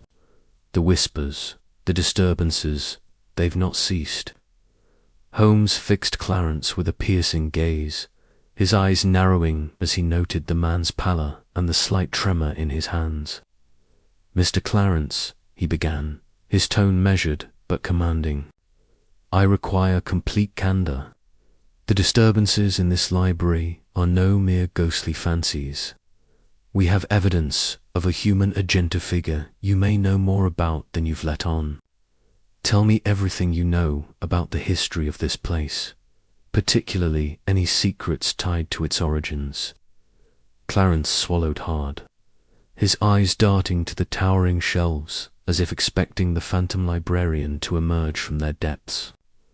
"I've told you what I know, Mr. Holmes. The library is old, built on the ruins of a medieval scriptorium. There are stories, of course, legends of forbidden texts and hidden knowledge, but they're just that, stories." Holmes leaned closer, his voice dropping to a near whisper. "Stories, Mr. Clarence, often conceal truths. The coded note we found suggests a hidden chamber, a secret guarded by this library for centuries. You've been here for 20 years. Surely you've heard whispers of such a secret." Watson, standing slightly behind Holmes, observed Clarence closely. The librarian's discomfort was palpable, his fingers now gripping the edge of the desk as if to steady himself. Watson's medical instincts told him the man was under immense strain, perhaps from fear or guilt. He exchanged a glance with Holmes, who gave a slight nod, signaling that he, too, had noticed Clarence's unease. Clarence sighed, his shoulders sagging. "Very well, Mr. Holmes. There are tales, old ones, passed down among the librarians. The Blackthorn Library was built in the 14th century, on the site of a scriptorium run by an order of scribes known as the Order of the Saffron Veil. They were scholars, but also something more. It's said they guarded a text, a manuscript so dangerous it was hidden away, never to be read." Holmes's eyes gleamed with interest. And what was this manuscript? Clarence hesitated, his voice barely above a whisper. They called it the Pact of the Scribes. It was rumored to contain knowledge beyond human understanding, alchemical secrets, perhaps, or rituals tied to the occult. The stories claim it was written in an ink that never faded, a formula known only to the order. But the manuscript was lost, or so they say, when the scriptorium was destroyed in a fire. The library was built atop its ruins, and the tales faded into legend. Watson frowned, his skepticism evident. "And you believe these stories, Mr. Clarence? That a ghost is haunting your library over a lost book?" "Not a ghost, Dr. Watson," Holmes interjected, his tone sharp. "The figure we saw last night was no spectre. The footprints, the quill, the deliberate rearrangement of books all point to a living person with a purpose. Mr. Clarence, who else has access to the locked room we found last night?" Clarence's eyes widened. "The locked room, only I have the key, Mr. Holmes. It's where we store our most valuable manuscripts. No one else, no one." Holmes pressed, his voice cutting through Clarence's protestations. "Not even Miss Evelyn, your assistant, who seems remarkably knowledgeable about rare books?" Clarence flushed, his hands fluttering nervously. "Miss Evelyn is diligent, yes, but she has no key. I swear it, Mr. Holmes. I've never seen her near that room after hours." Holmes stepped back, his expression unreadable. "Very well, Mr. Clarence, but I warn you concealment will only hinder us. If you know more, now is the time to speak." As they left Clarence at the desk, Watson leaned toward Holmes. "Do you think he's hiding something?" Holmes's lips twitched into a faint smile. Undoubtedly, Watson. His nervousness betrays him, though whether it's guilt or fear remains to be seen. Come, let us examine the locked room again. There may be clues we overlooked. The locked room was a small, windowless chamber tucked behind the main reading hall, accessible only through a heavy oak door reinforced with iron. Holmes produced a set of lockpicks from his coat pocket, his fingers moving with practiced precision as he worked the lock. Within moments, the door creaked open, revealing a dimly lit space lined with glass cases containing ancient manuscripts. The air was thick with the scent of old parchment and something else, a faint, acrid temps that Holmes immediately recognized. Ink, he murmured, kneeling to inspect the floor. Old ink, recently disturbed. Someone has been here, Watson, and not long ago. Watson peered over Holmes's shoulder, his eyes scanning the room. But the door was locked. Holmes, if Clarence is telling the truth, how could anyone get in? Holmes rose, his gaze sweeping the room. A second key, perhaps, or another entrance. Look here, he pointed to a section of the wall where the paneling seemed slightly misaligned. Pressing against it, he heard a faint click, and a narrow section of the wall swung inward, revealing a dark passage. Watson's eyes widened. A secret passage in a library. Holmes's smile was grim. Libraries, Watson, are often repositories of more than just books. Let us see where this leads. The passage was narrow and damp, its stone walls slick with moisture. Holmes lit a small lantern, its feeble light casting long shadows as they descended a spiral staircase. The air grew colder, and Watson shivered, his hand resting on the revolver in his coat pocket. The passage ended at a heavy iron door, its surface etched with intricate symbols that seemed to pulse in the lantern's glow. Holmes traced the symbols with his finger, his brow furrowed. These are alchemical in nature, he said. The Order of the Saffron Veil was no mere group of scribes. They were alchemists, perhaps even mystics. This door guards something significant. Using his lockpicks again, Holmes worked the door's mechanism, which opened with a groan. Beyond lay a chamber unlike any they had seen. The walls were lined with shelves, but instead of books, they held vials of colored liquids, strange instruments, and scrolls covered in cryptic runes. At the center of the room stood a stone pedestal, upon which rested a single manuscript, its cover blackened with age. Holmes approached the pedestal, his movements cautious.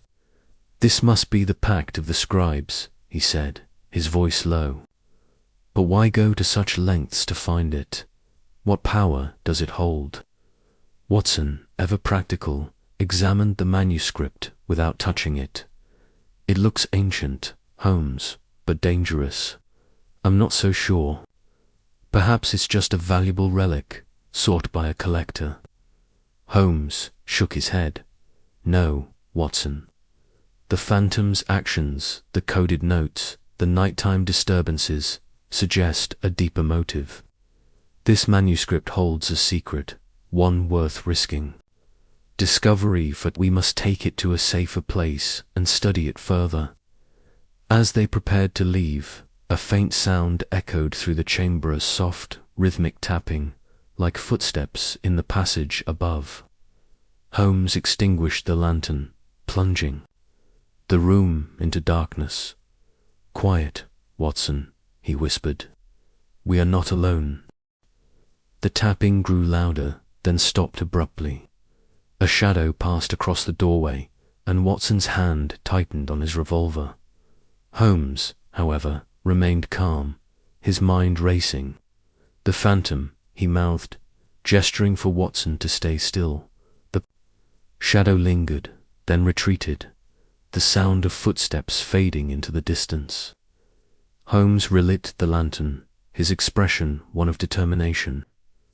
"We've been seen, Watson, but the Phantom doesn't know we've found the manuscript. We must act quickly." They returned to the main library, the manuscript carefully concealed in Holmes's coat. Clarence was nowhere to be seen, and the library was eerily silent. Holmes's eyes narrowed as he scanned the room. "Something is amiss," he said. "Clarence's absence is no coincidence. We must find him and Miss Evelyn." They located Miss Evelyn in the reading room, cataloguing books with a forced calmness. When Holmes confronted her about the locked room and the secret passage, her composure faltered. I don't know what you mean, Mr. Holmes," she stammered, her hands trembling. Holmes's voice was cold. "Miss Evelyn, your knowledge of this library's secrets is remarkable. Yet you claim ignorance of a passage only a few could know about. Tell me, who is the Phantom Librarian, and what is your role in this?" Tears welled in Evelyn's eyes. "I didn't want to help him," she whispered. "He threatened me, said he'd ruin my reputation, expose my family's debts. I only passed him information about the library's layout. I didn't know about the passage until he mentioned it." "Who is he?" Holmes demanded. Evelyn shook her head. "I don't know his name. He wore a cloak, always in shadows. He spoke of the Pact of the Scribes, said it was his birthright. I swear, I didn't know what he planned." Holmes exchanged a glance with Watson. "A cloaked figure, obsessed with a manuscript," he mused. "We're close, Watson. Evelyn, you will remain here under watch.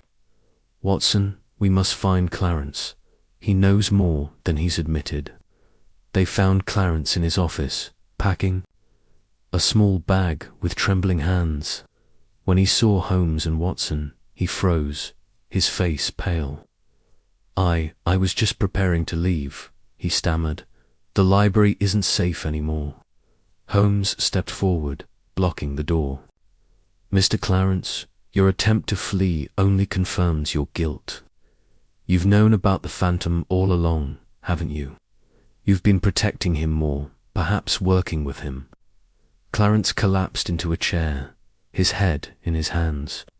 "I didn't want this," he said, his voice breaking. "He came to me months ago, claiming to be a descendant of the Order of the Saffron Veil. He said the manuscript belonged to him, that it was stolen from his ancestors. He promised me a share of its value if I helped him find it." "And you believed him?" Watson asked, incredulous. Clarence nodded miserably. "He knew details about the library no one else could know. He showed me documents, old records from the scriptorium. I thought I could trust him." Holmes's eyes were cold. "You've endangered this library and its secrets for personal gain. Clarence, tell me his name." Clarence hesitated, then whispered Vaughan. "Reginald Vaughan. He was once a scholar here, expelled for tampering with manuscripts. He's obsessed with the library's secrets." Holmes nodded, his mind already piecing together the puzzle. "Reginald Vaughan," he said.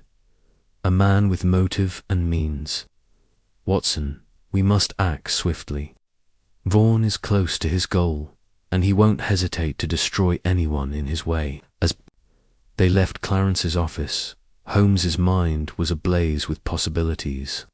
The Phantom Librarian was no ghost, but a man driven by obsession, man who would stop at nothing to claim the Pact of the Scribes. The game was afoot, and Holmes knew the next move would be critical. The rest of the day was spent in preparation. Holmes sent a telegram to Inspector Lestrade, requesting discreet surveillance around the library.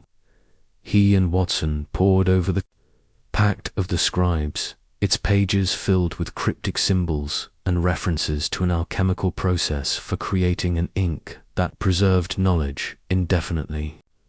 Holmes hypothesized that Vaughan sought the formula not for scholarly purposes, but for profit perhaps, to sell to a foreign collector or a rival institution. As night fell, the library grew silent, its vast halls cloaked in shadow. Holmes and Watson took up positions in the main reading room, the manuscript hidden in a locked case nearby. Holmes had spread a rumour through Clarence that the manuscript would be moved to the British Museum the next day, a bait to lure Vaughan into the open. Hours passed, the only sound the faint ticking of a clock and the occasional creak of the building. Settling, Watson, growing restless, whispered, "Do you think he'll come, Holmes?" Holmes's eyes gleamed in the dim light. "He will, Watson. Men like Vaughan are driven by obsession, and obsession blinds them to caution. Be ready." At midnight, a faint sound broke the silence's soft thud, followed by the rustle of fabric. Holmes signaled to Watson, and they crouched behind a shelf, their eyes fixed on the main hall. A cloaked figure emerged from the shadows, moving with purpose toward the locked case. The phantom librarian. Holmes waited until the figure reached for the case, then stepped forward, his voice cutting through the silence. "Reginald Vaughan, your game is over." The figure froze, then turned, revealing a gaunt face with burning eyes. Vaughan's lips curled into a sneer. "Holmes," he said, his voice dripping with contempt, "you think you can stop me? The manuscript is mine by right. The Order's secrets belong to me." Holmes remained calm, his revolver steady in his hand. "Your rights ended when you resorted to theft and deception. Step away from the case, Vaughan." Vaughan laughed, a harsh, bitter sound. "You don't understand, Holmes. The ink the formulate's worth more than you can imagine. Immortality for knowledge, preserved forever. I'll have it, no matter the cost." Before Holmes could respond, Vaughan lunged for the case, smashing the glass with a hidden tool. Watson tackled him, and a struggle ensued, books tumbling from shelves as the two men grappled. Holmes joined the fray, disarming Vaughan with a swift blow to the wrist. Within moments, Lestrade and his men, alerted by Holmes's telegram, burst into the room. Restraining Vaughan.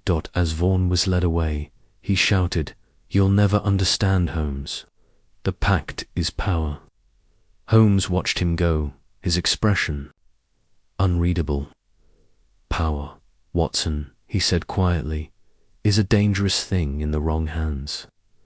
The next morning, the manuscript was returned to its hidden chamber, secured with new locks and safeguards. Clarence, chastened, resigned his position, and Miss Evelyn, cleared of any malicious intent, promised to cooperate fully with the authorities.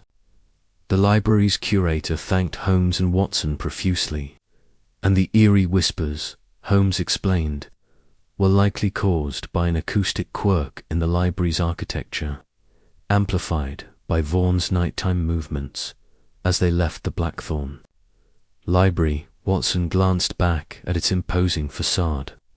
"A strange case, Holmes," he said. "I thought we'd find a ghost, but instead we found a man consumed by greed." Holmes smiled faintly. "The human heart, Watson, is often more mysterious than any ghost. Come, let us return to Baker Street. I believe Mrs. Hudson has promised us a fine breakfast." And so, with the mystery of the phantom librarian solved, Sherlock Holmes and Dr. Watson walked into the London dawn, ready for whatever puzzle the city might next present. Chapter 6. The cipher unravelled. The dim glow of the oil lamp flickered across the walls of the Blackthorn Library, casting long shadows that danced like spectres over the towering bookshelves. Sherlock Holmes sat cross-legged on the floor, his sharp eyes fixed on the cryptic note discovered in the hidden compartment of the bookshelf. The note, written in a spidery hand on brittle parchment, was a puzzle wrapped in an enigma.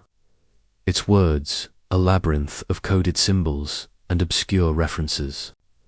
Dr. John Watson, ever the faithful companion, stood nearby, his brow furrowed as he watched Holmes work.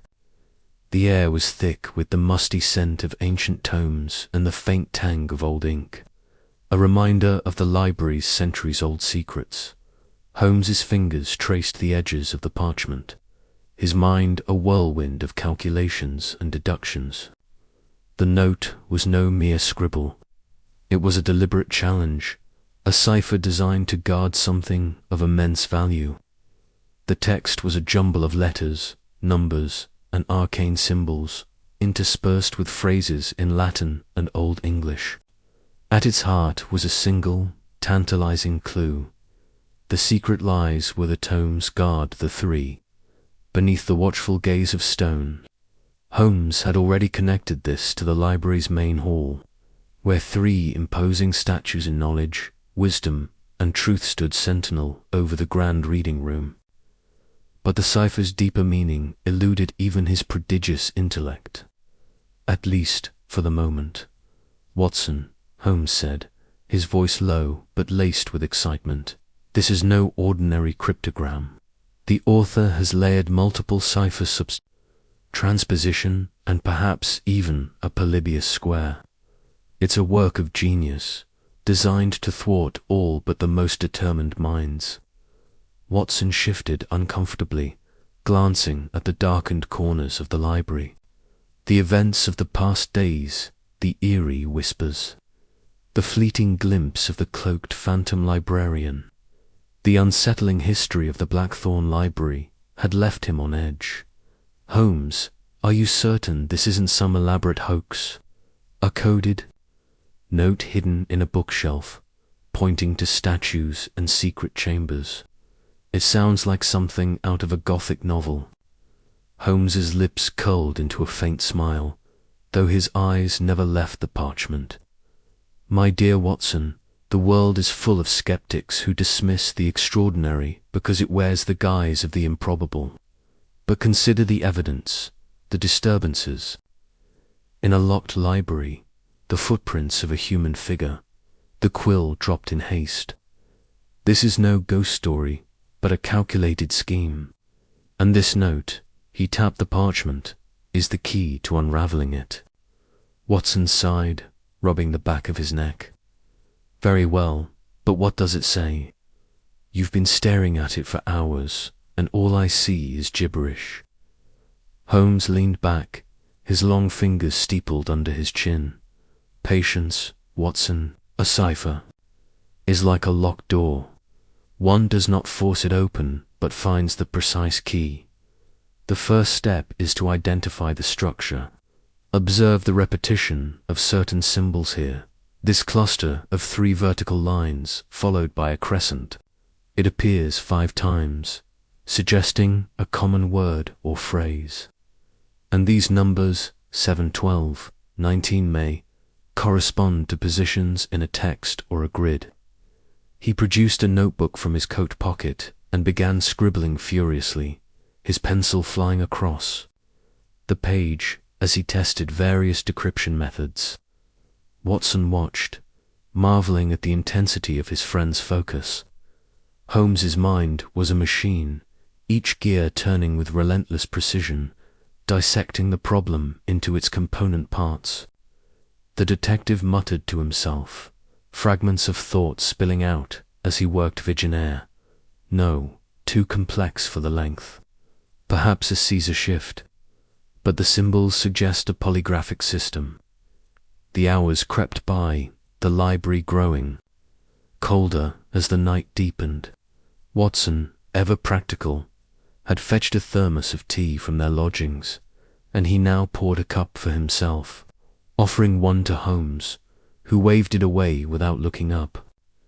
The doctor settled into a chair, his revolver resting on his lap a precaution against the phantom librarian, Should the mysterious figure make another appearance? The silence was broken only by the scratch of Holmes's pencil and the occasional creak of the ancient building settling. At last, Holmes's eyes gleamed with triumph. "Eureka, Watson!" he exclaimed, holding up the notebook. The cipher is a hybrid substitution cipher overlaid with a transposition grid, using the statues as a reference point. The numbers indicate positions in the main hall, and the symbols correspond to letters in a key word. The key word, I deduce, is guardians, derived from the phrase, the three. Watson leaned forward. His curiosity piqued despite his skepticism. "And what does it say?" Holmes read from his notebook, his voice steady but tinged with excitement. "Beneath the third guardian, where knowledge stands, seek the path that descends. The tomes guard the way, but only the wise may pass. It's a map. Watson, a map to a hidden chamber beneath the library." Watson's jaw tightened. A hidden chamber. Holmes, this is madness. The Blackthorn Library has stood for centuries. Surely someone would have discovered such a place by now. Holmes's smile was enigmatic. Not if it was designed to remain hidden. The library was built on the site of a medieval scriptorium, as Mr. Clarence so helpfully revealed. Such places often concealed secret rooms to protect valuable manuscripts from raiders or inquisitors. The statues, knowledge, wisdom, and truth are not mere decorations, but markers, guiding us to the entrance. He rose, folding the note carefully, and tucking it into his pocket. "Come, Watson. We must examine the main hall. The third guardian knowledge holds the key." The two men made their way through the labyrinthine stacks, their footsteps echoing in the cavernous silence. The main hall was a grand space, its high ceiling adorned with faded frescoes depicting scenes of scholarship and enlightenment. The three statues stood in a triangular formation, each carved from dark stone and towering over the marble floor. Knowledge, depicted as a robed figure holding an open book, stood closest to the eastern wall. Wisdom, with an owl perched on its shoulder, occupied the center. Truth, bearing a torch, guarded the western side. Holmes approached the statue of knowledge, his eyes scanning every detail. The statue was intricately carved, its robes flowing as if caught in an unseen wind, the book in its hands etched with unreadable script. He ran his fingers along the base, searching for irregularities. "The cipher mentioned where knowledge stands," he murmured. "The entrance must be here." Watson, ever the pragmatist, tapped the floor with his cane. "Holmes, this is solid marble. If there's a passage, it's not obvious." "Obvious is the enemy of secrecy," Holmes replied, his voice muffled as he knelt to inspect the statue's pedestal. His fingers paused on a faint seam, barely visible in the dim light.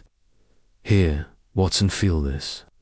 Watson crouched beside him, running his hand over the stone. The seam was subtle, a hairline fracture that could easily be mistaken for a natural flaw. "A hidden panel?" he asked, his skepticism giving way to intrigue. "Precisely." Holmes pressed against the seam, and with a faint click, a section of the pedestal slid inward, revealing a narrow recess. Inside was a lever, its iron surface rusted but intact. Holmes glanced at Watson, his eyes alight with anticipation. "Shall we?" Watson hesitated, his hand resting on his revolver. "Holmes, we don't know what's down there. If the phantom librarian is involved, this could be dangerous." "Danger, my dear Watson, is the crucible in which truth is forged." Holmes pulled the lever, and a low rumble echoed through the hall. The floor beneath the statue shuddered, and a section of marble slid aside, revealing a spiral staircase descending into darkness. The air that wafted up from the passage was damp and heavy, carrying the scent of earth and decay. Holmes lit a small lantern, its light casting eerie shadows on the stone walls. "After you, Watson," he said with a wry smile. Watson snorted, not bloody likely, but he followed as Holmes descended, his revolver at the ready. The staircase spiraled downward, its steps worn smooth by time. The walls were carved with intricate symbols, runes, alchemical sigils, and fragments of Latin text. Holmes paused to examine them, his fingers tracing the grooves. "These are from the 12th century," he said. "The scriptorium's monks were more than scribes. They were guardians of forbidden knowledge." At the bottom of the staircase, they emerged into a low-ceilinged chamber, its walls lined with shelves of ancient manuscripts. Dust hung thick in the air, undisturbed for centuries. In the center of the room stood a heavy wooden chest, its surface carved with riddles in Old English.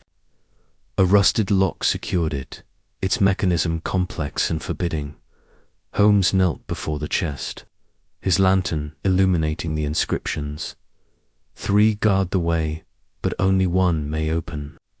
Speak my name, and I yield."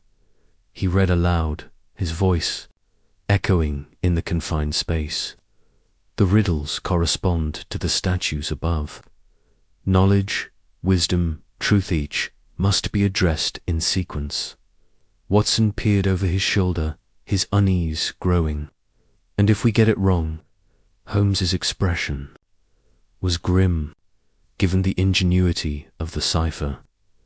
"I suspect the chest is rigged to protect its contents, perhaps with a mechanism to destroy them. We must proceed with care." He studied the riddles, his mind racing through possibilities. The first inscription read, "I am sought by all, yet held by few. My pages are boundless, my weight eternal. What am I?" "Knowledge," Holmes said without hesitation. The statue above, and the answer to the first riddle. The second riddle was more complex. "I am not learned, yet I guide the learned. I perch in silence, watching through the ages. What am I?" "Wisdom," Holmes murmured. The owl on the statue's shoulder, symbol of wisdom, silent but observant. The third riddle was the most cryptic. "I am neither book nor thought, yet I burn away deceit. My light reveals, my fire consumes. What am I?" "Truth," Holmes concluded. The torch in the statue's hand, illuminating and purifying. He turned to the lock, which had 3 dials, each inscribed with letters. "The sequence is knowledge, wisdom, truth. We must set the dials accordingly." Watson watched as Holmes carefully turned the dials, aligning them with the first letters of each word. K, W, T. A faint click echoed in the chamber, and the lock sprang open. Holmes lifted the lid, revealing a bundle of parchments wrapped in faded cloth. The topmost sheet bore the title, "The Pact of the Scribes." Watson's breath caught. "Is that what the phantom is after?" Holmes nodded, his expression grave. "Undoubtedly. This manuscript is no mere relic.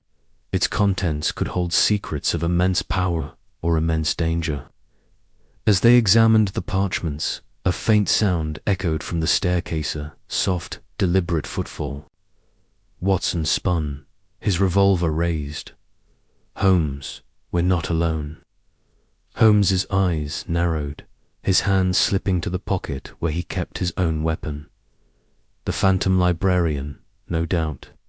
They've been watching us, waiting for us to unlock the chest." The footfalls grew closer, and a shadow loomed at the edge of the lantern's light.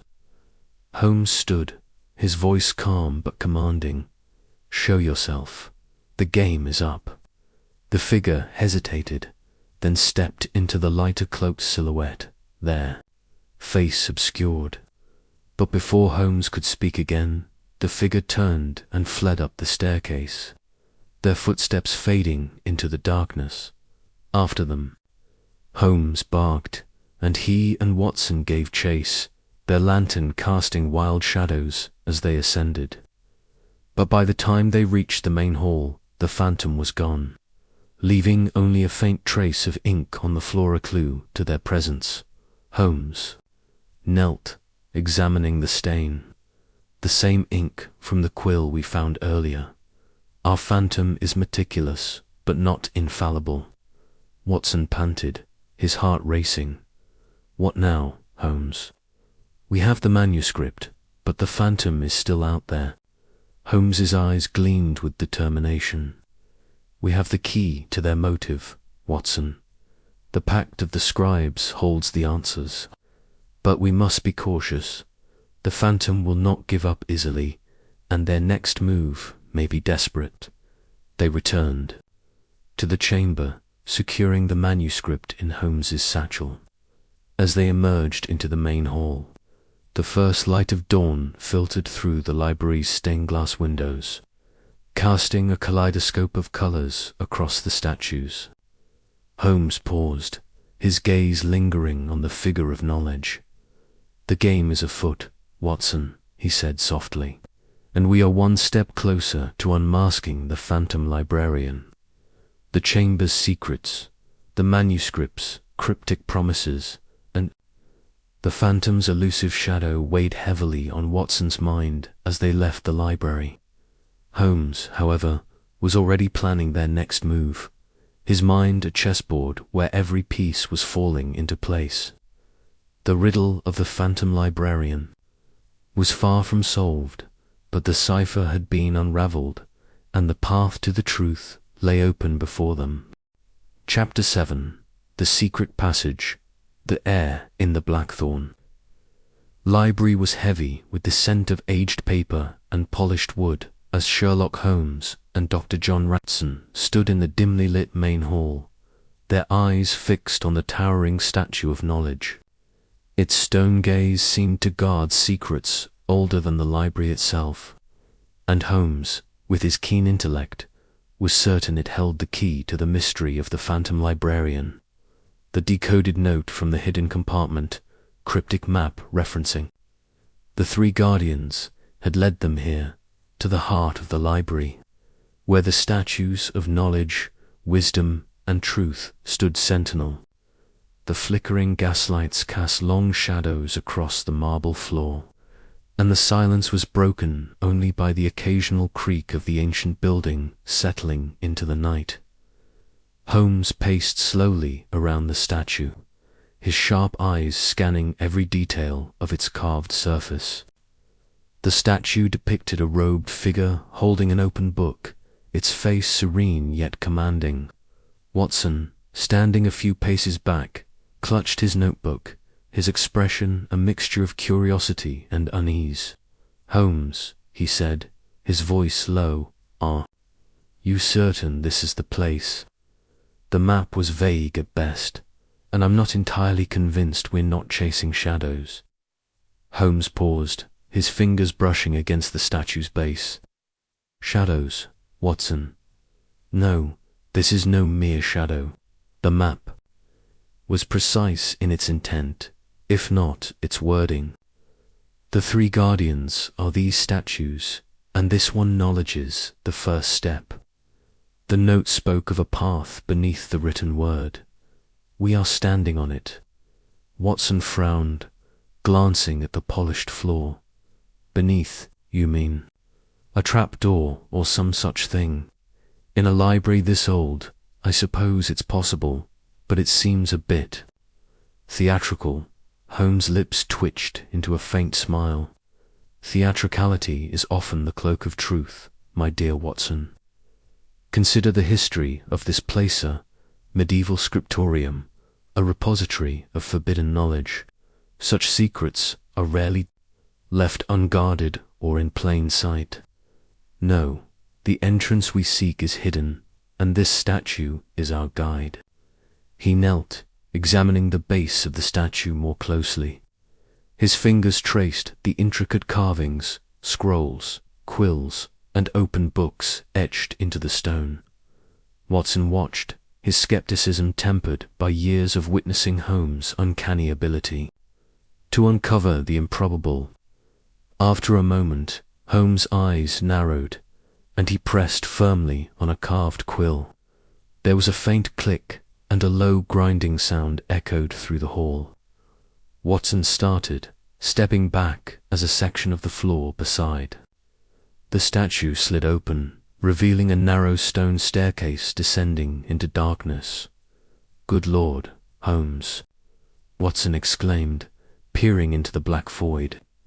"You've done it, but where does this lead?" Holmes stood, brushing dust from his coat. "To the heart of the mystery, Watson. The phantom librarian has been searching for something, and I suspect it lies below. Bring your revolver. We may need it." Watson patted the pocket of his coat, ensuring his trusty Webley was at hand. "I don't like this, Holmes. Underground passages, secret chambers, it feels like we're stepping into one of those Gothic novels you so despise." Holmes chuckled. "Softly, fear not, Watson. We are not in a novel, but in a puzzle, and every puzzle has a solution. Come." With a lit lantern in hand, Holmes led the way down the staircase, his steps deliberate and silent. Watson followed, his heart pounding as the cool, musty air enveloped them. The staircase spiraled downward, its walls damp and covered in faint traces of moss. The light from the lantern danced across the stone, revealing faint carvings that Watson couldn't decipher but which Holmes studied with intense focus. "These markings," Holmes murmured, pausing to trace one with his finger, "are reminiscent of monastic sigils from the 12th century. This passage predates the library as we know it.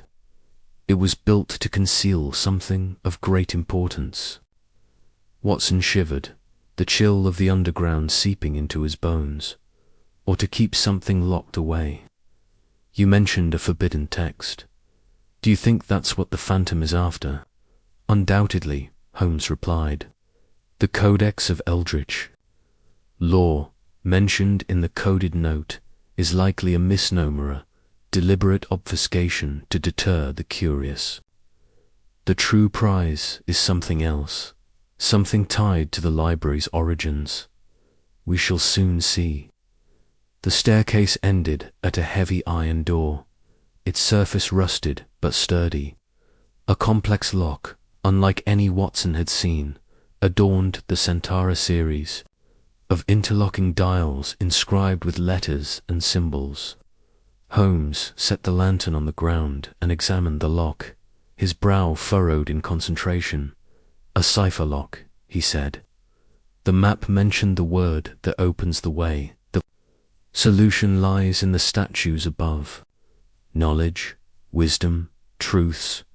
3 guardians. 3 guardians. But which is the key?" Watson leaned closer, squinting at the dials. Could it be as simple as one of those words? Knowledge, perhaps. Holmes shook his head. Too obvious. The libraries. Founders were scholars, not fools. The answer is in the statue's attributes. Knowledge holds a book, wisdom a scroll, truth a mirror. Each represents a concept, but together they form a sequencer code. He closed his eyes, recalling the details of the statues. The book of knowledge is open, symbolizing revelation. The scroll of wisdom is sealed, denoting mystery. The mirror of truth reflects all. The sequence is clear: revelation, mystery, reflection. The Latin terms would be revelatio, mysterium, reflexio, but the lock requires a single word: Watson watched as Holmes' mind worked, his friend's ability to weave disparate clues into a coherent whole never ceasing to amaze him. After a moment, Holmes' eyes snapped open. The word is veritas Latin for truth. It is the culmination of the sequence, the final guardian. He turned the dials, aligning them to spell veritas. With a satisfying click, the lock disengaged, and the door creaked open, revealing a cavernous chamber beyond. The air was thick with dust, and the faint smell of ancient parchment filled their nostrils. Holmes raised the lantern, illuminating rows of wooden shelves lined with manuscripts. Their leather bindings cracked with age. In the center of the room stood a large oak chest, its surface carved with intricate riddles in Latin. Watson stepped forward, his eyes wide. "Holmes, this is extraordinary. It's like stepping into a forgotten world. But that carvings, they look ominous." Holmes approached the chest, his expression one of intense focus. "Ominous, perhaps, but also deliberate. This chest is the final barrier. The riddles inscribed here are the key to its contents, I suspect, to the phantom's goal." The chest's lid was adorned with 3 panels, each bearing a riddle. The first read, "I am the light that pierces shadow, yet I am not fire. Speak my name." The second, "I am the weight of ages, yet I am not stone. Speak my name." The third, "I am the voice of the silent, yet I am not song. Speak my name." Holmes read each aloud, his voice steady. "These are not mere riddles, Watson. They are tests of intellect, designed to protect the chest's contents from the unworthy. Let us solve them one by one." He paced before the chest, his mind racing. The first riddle, "I am the light that pierces shadow, yet I am not fire." Light that pierces shadow suggests clarity, understanding something that banishes ignorance. The answer is knowledge. Watson nodded, following Holmes' logic. And the second, "I am the weight of ages, yet I am not stone." That could be wisdom, could it not? Wisdom accumulates over time, like a weight, but it is intangible. "Precisely," Holmes said. And the third, "I am the voice of the silent, yet I am not song." This is truth, for truth speaks for those who cannot, revealing what is hidden without the embellishment of music. Holmes knelt before the chest, examining the panels. Each had a small slot beneath the riddle, likely for inserting a key or token. The answers, knowledge, wisdom, truth must correspond to a mechanism within the chest. But there is more. The chest is rigged. Watson leaned closer, noticing faint wires running from the panels to the lock. "Rigged? You mean a trap?" Holmes nodded. "A failsafe to destroy the contents if opened incorrectly. The library's founders were thorough. We must enter the answers in the correct order, or risk losing the manuscript forever." He studied the chest further, noting the sequence of the riddles. The statues above were arranged in a specific order. Knowledge, wisdom, truth. That is our guide. We must activate the panels in that sequence. With careful precision, Holmes pressed the panel for knowledge, then wisdom, and finally truth. Each press was accompanied by a soft click, and the wires within the chest seemed to relax. The lock on the chest snapped open, and Holmes lifted the lid, revealing a single manuscript bound in black leather. Its title, in faded gold lettering, read "The Pact of the Scribes." Watson exhaled, his tension easing. "You did it, Holmes. But what is this Pact of the Scribes? It sounds sinister." Holmes carefully lifted the manuscript, its pages brittle but intact. "It is no mere book, Watson. This is the secret. The Phantom seeks a record of a society that guarded the library's knowledge, perhaps at great cost. Let us see what it reveals." He opened the manuscript, revealing pages filled with dense text and intricate diagrams. The writing was in Latin, interspersed with symbols that hinted at alchemical origins. Holmes skimmed the first page, his eyes narrowing. This speaks of a ritual, a pact made by the library's founders to preserve knowledge indefinitely. It mentions a substance, a rare ink, capable of rendering texts impervious to time. Watson's brow furrowed. Ink, that's what the Phantom is after. It seems a lot of trouble for something so mundane. Holmes shook his head. Not mundane. Watson, if this ink can preserve knowledge indefinitely, it is a prize beyond measure. Imagine texts that never fade, libraries that endure for centuries, but such power comes with a price. The manuscript hints at a cost, perhaps a moral one. As Holmes spoke, a faint sound echoed from the passage above, a soft scrape, like a footstep. Watson's hand went to his revolver, his eyes darting to the doorway. Holmes, we're not alone. Holmes closed the manuscript, tucking it under. His arm, indeed, the Phantom, or their accomplice, has been watching us. Stay alert, Watson. We may need to move quickly. They retraced their steps to the staircase, the lantern casting eerie shadows on the walls. The air grew colder as they ascended, and the sound of footsteps grew louder. At the top, Holmes extinguished the lantern, plunging them into darkness. He motioned for Watson to remain silent, his senses attuned to the slightest noise in the main hall.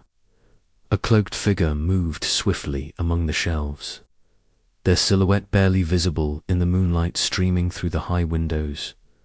Holmes, whispered the Phantom. They know we've found the chamber. Watson gripped his revolver. What's the plan, Holmes? We observe, Holmes replied. They will reveal their intent. Follow me, but quietly. They crept through the library, keeping to the shadows. The figure paused at a bookshelf, their hands moving quickly as they searched for something. Holmes edged closer, his eyes locked on the figure's movements. Suddenly, the figure turned, as if sensing their presence, and bolted toward a side. Exit after them. Holmes hissed, breaking into a run. Watson followed, his heart pounding as they chased the figure through the labyrinthine stacks. The Phantom was agile, weaving between shelves and knocking books to the floor to slow their pursuers. Holmes, undeterred, kept pace, his long strides closing the distance. They reached a narrow corridor where the figure slipped through a door and slammed it shut. Holmes tried the handle, but it was locked. Blasted, he muttered. They've planned their escape. Watson panted, catching his breath. Who was that, Holmes? The Phantom librarian. Holmes nodded, his expression grim. Was someone acting on their behalf? The handkerchief they dropped earlier, monogrammed with RV, suggests a connection to Reginald Vaughan, the disgraced scholar. But we need more evidence. He examined the door, noting its sturdy construction. This leads to the library's rear entrance. They've escaped for now, but they've left us with the manuscript and a trail to follow. Watson glanced at the manuscript in Holmes' hands. What do we do with it? If it's as valuable as you say, it's not safe here. Holmes nodded. We'll secure it with the curator and set a trap for the Phantom. They'll return, Watson. Their obsession with this manuscript will draw them back. They returned to the main hall where the statues of knowledge, wisdom, and truth stood silent, their secrets partially unveiled. Holmes placed the manuscript in a locked cabinet, ensuring it was safe for the night. As they left the library, the first light of dawn crept over the horizon, casting a golden glow on the ancient building. Watson yawned, his exhaustion catching up with him. Another sleepless night, Holmes. But we're closer to solving this, aren't we? Holmes' eyes gleamed with determination. Closer, Watson, but not there yet. The Phantom is cunning, but they've underestimated us. The next move is ours. As they stepped into the foggy London morning, the Blackthorn Library loomed behind them, its secrets whispering in the shadows. The game was afoot, and Sherlock Holmes was ready to unravel the final threads of the mystery. Chapter 8. The riddle of the guardians. The air in the underground chamber was thick with the musty scent of ancient parchment and the faint, metallic temps of time-worn stone. Sherlock Holmes and Dr. John Watson stood before the locked chest, its dark wood surface gleaming faintly under the flickering light of their lantern. The chest, discovered at the end of a concealed passage beneath the Blackthorn Library, was no ordinary relic. Its surface was etched with intricate carvings of three figures: knowledge, wisdom, and truth, each depicted as a robed statue holding a symbolic object, a book, a quill, and a mirror. Below the carvings, a series of riddles was inscribed, their words tauntingly cryptic, yet promising the key to unlocking the chest's secrets. Holmes's keen eyes traced the engravings, his mind already dissecting the challenge before him. Watson, standing a step behind, shifted uneasily, his practical nature bristling at the oppressive silence of the chamber. The walls, lined with shelves of crumbling manuscripts, seemed to whisper secrets of their own, though Watson dismissed the notion as a trick of his imagination. The events of the past few days, the eerie whispers in the library, the fleeting glimpse of the cloaked phantom librarian, the coded note hidden in a bookshelf, had left him on edge, and this subterranean vault did little to ease his nerves. "Holmes," Watson ventured, his voice low but firm, "are you certain this isn't some elaborate trap? This chest, these riddles, it feels like we're being led into something far beyond a simple case of library disturbances." Holmes crouched before the chest, didn't look up. His long fingers brushed lightly over the carved words, as if touch alone could unravel their meaning. "A trap, perhaps, Watson," he replied, his tone calm but laced with the quiet thrill of a puzzle unfolding, but one designed by a mind that underestimates us. The Phantom, whoever they are, has gone to great lengths to protect this chest. That alone tells me its contents are of singular importance." Watson frowned, glancing at the narrow stone staircase they had descended to reach this hidden chamber. The entrance, concealed behind the statue of knowledge in the library's main hall, had been a marvel of engineering, a panel that slid silently open when Holmes pressed a hidden catch. But now, in the dim glow of the lantern, the chamber felt less like a discovery and more like a tomb. "And if it's booby-trapped," Watson pressed, "you said yourself the mechanism could destroy what's inside." Holmes's lips twitched into a faint smile. "Precisely why we must proceed with care. The riddles are the key, Watson. They are not mere decoration, but a tester safeguard, to ensure only the worthy may access the chest's secrets. Let us begin." He straightened, producing a small notebook and pencil from his coat pocket. Watson, resigned to his friend's relentless pursuit of the truth, stepped closer, peering over Holmes's shoulder as the detective read the first riddle aloud. "I am the spark that lights the mind. In pages bound, my truth you'll find. First, of the three I lead the way. Name me true, or all shall fade." Holmes's eyes narrowed, his mind racing through the possibilities. "The first of the three," he murmured. "The guardian statues and the whole knowledge, wisdom and truth. This riddle refers to knowledge. The first statue we encountered. The spark that lights the mind suggests the acquisition of learning, and pages bound points to a book, the symbol knowledge holds.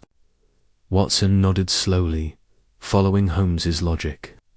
So, the answer is knowledge. Precisely, Holmes said, his voice steady. He examined the chest, noting 3 small dials beneath the carvings, each marked with a series of symbols. One dial, aligned with the statue of knowledge, had a symbol resembling an open book. Holmes turned it carefully, and a faint click echoed in the chamber. One down, he said, his eyes gleaming with focus. The second riddle was etched below the figure of wisdom. I weigh the heart. I guide the pen. My touch is light, yet binds all men. Second I stand. With quill in hand, speak my name or lose. The land. Holmes paced slowly before the chest, his fingers steepled beneath his chin. Wisdom, he said after a moment. The quill, a tool of discernment, represents the ability to guide thought and action. Wisdom weighs the heart by judging intent and binds all men through shared understanding. The answer is clear. He adjusted the second dial, aligning it with a quill-shaped symbol. Another click sounded, and Watson let out a breath he hadn't realized he was holding. 2 for 2, he said, attempting a smile. This seems almost too straightforward for you, Holmes. Holmes's expression remained serious. Do not be lulled by early success, Watson. The third riddle will likely be the most complex, as it guards the final lock. He turned to the last inscription beneath the figure of truth. I am the mirror, clear and cold, reflecting all, both young and old. Last of the 3, I hold the key.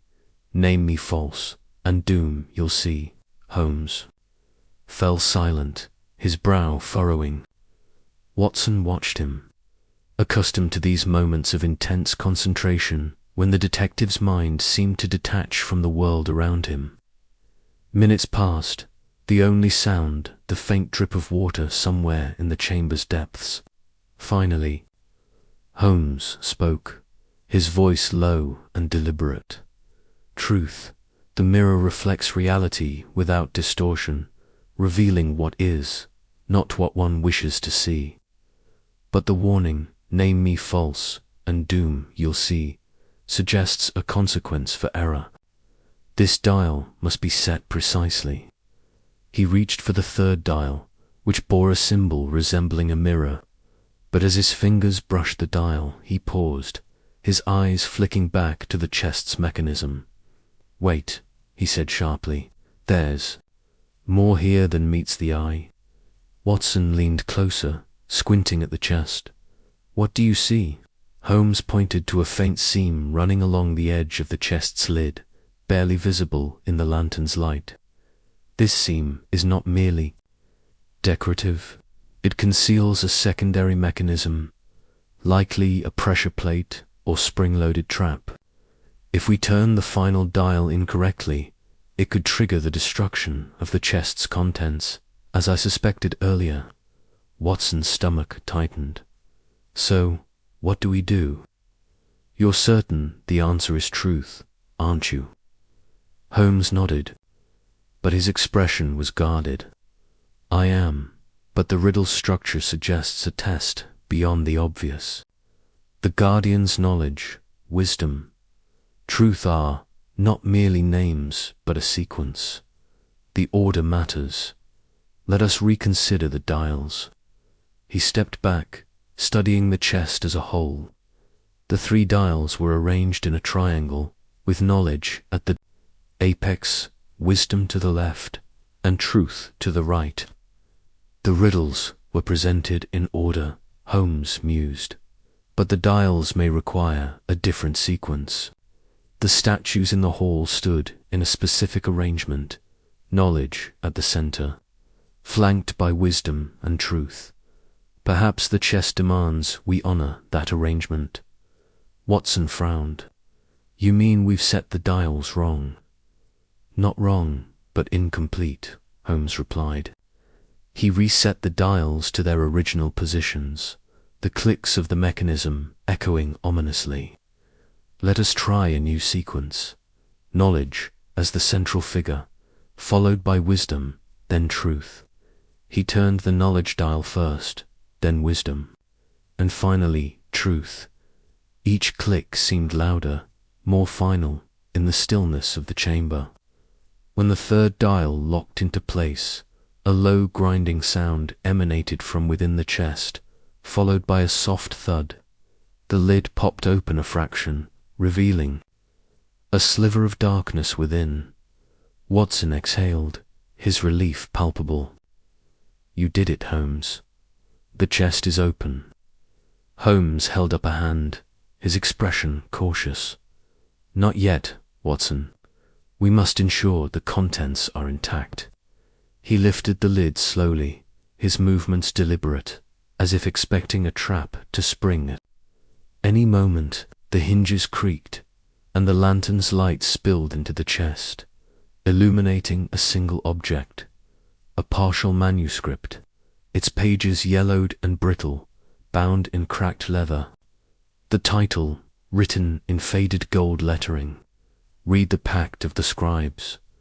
Holmes lifted the manuscript with care, his fingers barely touching its edges. This is what the phantom seeks, he said, his voice a mix of triumph and wariness. But why? What secrets does this document hold? Watson peered at the manuscript, its pages filled with dense, handwritten text interspersed with strange symbols. It looks ancient, he said. What's it about? Holmes opened the manuscript. To the first page, his eyes scanning the text.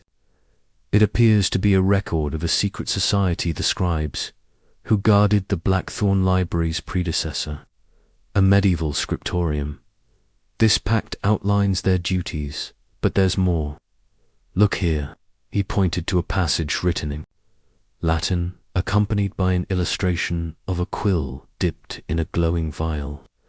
This describes a ritual, one tied to the creation of a substancer, rare ink.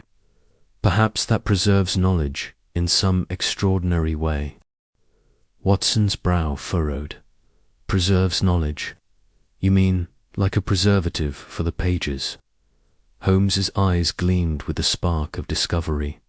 Far more than that, Watson. The text hints at alchemical properties in ink that not only preserves the written word, but may imbue it with influence. The scribes believed it could shape the minds of those who read it. If true, this manuscript is no mere relic, but a tool of immense power. Watson shook his head, his practical mind struggling to keep up. That sounds like something out of a Gothic novel, Holmes. Surely you don't believe? I believe in evidence, Holmes interrupted, closing the manuscript and tucking it under his arm. And the evidence suggests someone the Phantom knows of this manuscript's potential and will stop at nothing to possess it. We must return to the library and examine the chamber further. There may be more clues to the Phantom's identity. They retraced their steps through the passage, the lantern casting long shadows on the stone walls.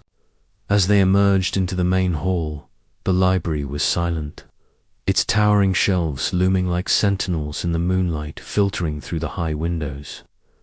Holmes set the manuscript on a nearby table, his mind already racing ahead to the next step. But as he turned to speak to Watson, a faint sound broke the silence, a soft, deliberate creak from the upper gallery. Holmes's head snapped up, his eyes narrowing.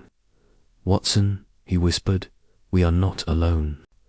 Watson's hand went to the revolver in his coat pocket, his heart pounding. "The Phantom?" he asked, his voice barely audible. Holmes nodded, his gaze fixed on the shadows above. "Stay close," he said, moving silently toward the spiral staircase leading to the gallery. Watson followed, his senses heightened. every creak of the floorboards amplifying the tension. The gallery was a maze of narrow aisles lined with books, their spines glinting faintly in the dim light. Holmes moved with the precision of a predator, his eyes scanning for any sign of movement. At the end of the aisle, a shadow flickered a cloaked figure, just as they had seen before, darting toward the far wall. "Stop," Holmes called, his voice sharp but controlled. The figure hesitated, then bolted, knocking over a stack of books in their haste. Holmes gave chase, Watson close behind, their footsteps echoing in the vast library. The pursuit led them through twisting aisles, past shelves that seemed to close in around them. The figure was fast, but Holmes was relentless, his long strides closing the gap. At the end of the gallery, the figure reached a window, fumbling with the latch. Holmes lunged, grabbing the cloak just as the figure slipped through the window and onto the library's roof. After them, Holmes shouted, climbing through the window with surprising agility. Watson followed, less gracefully, his breath coming in short gasps as they emerged onto the slanted roof.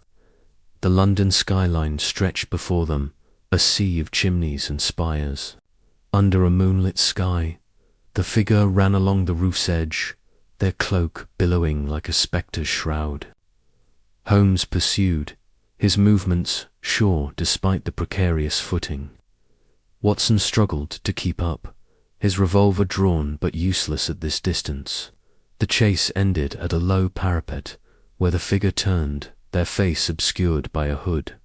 "Enough," Holmes commanded, his voice cutting through the night air.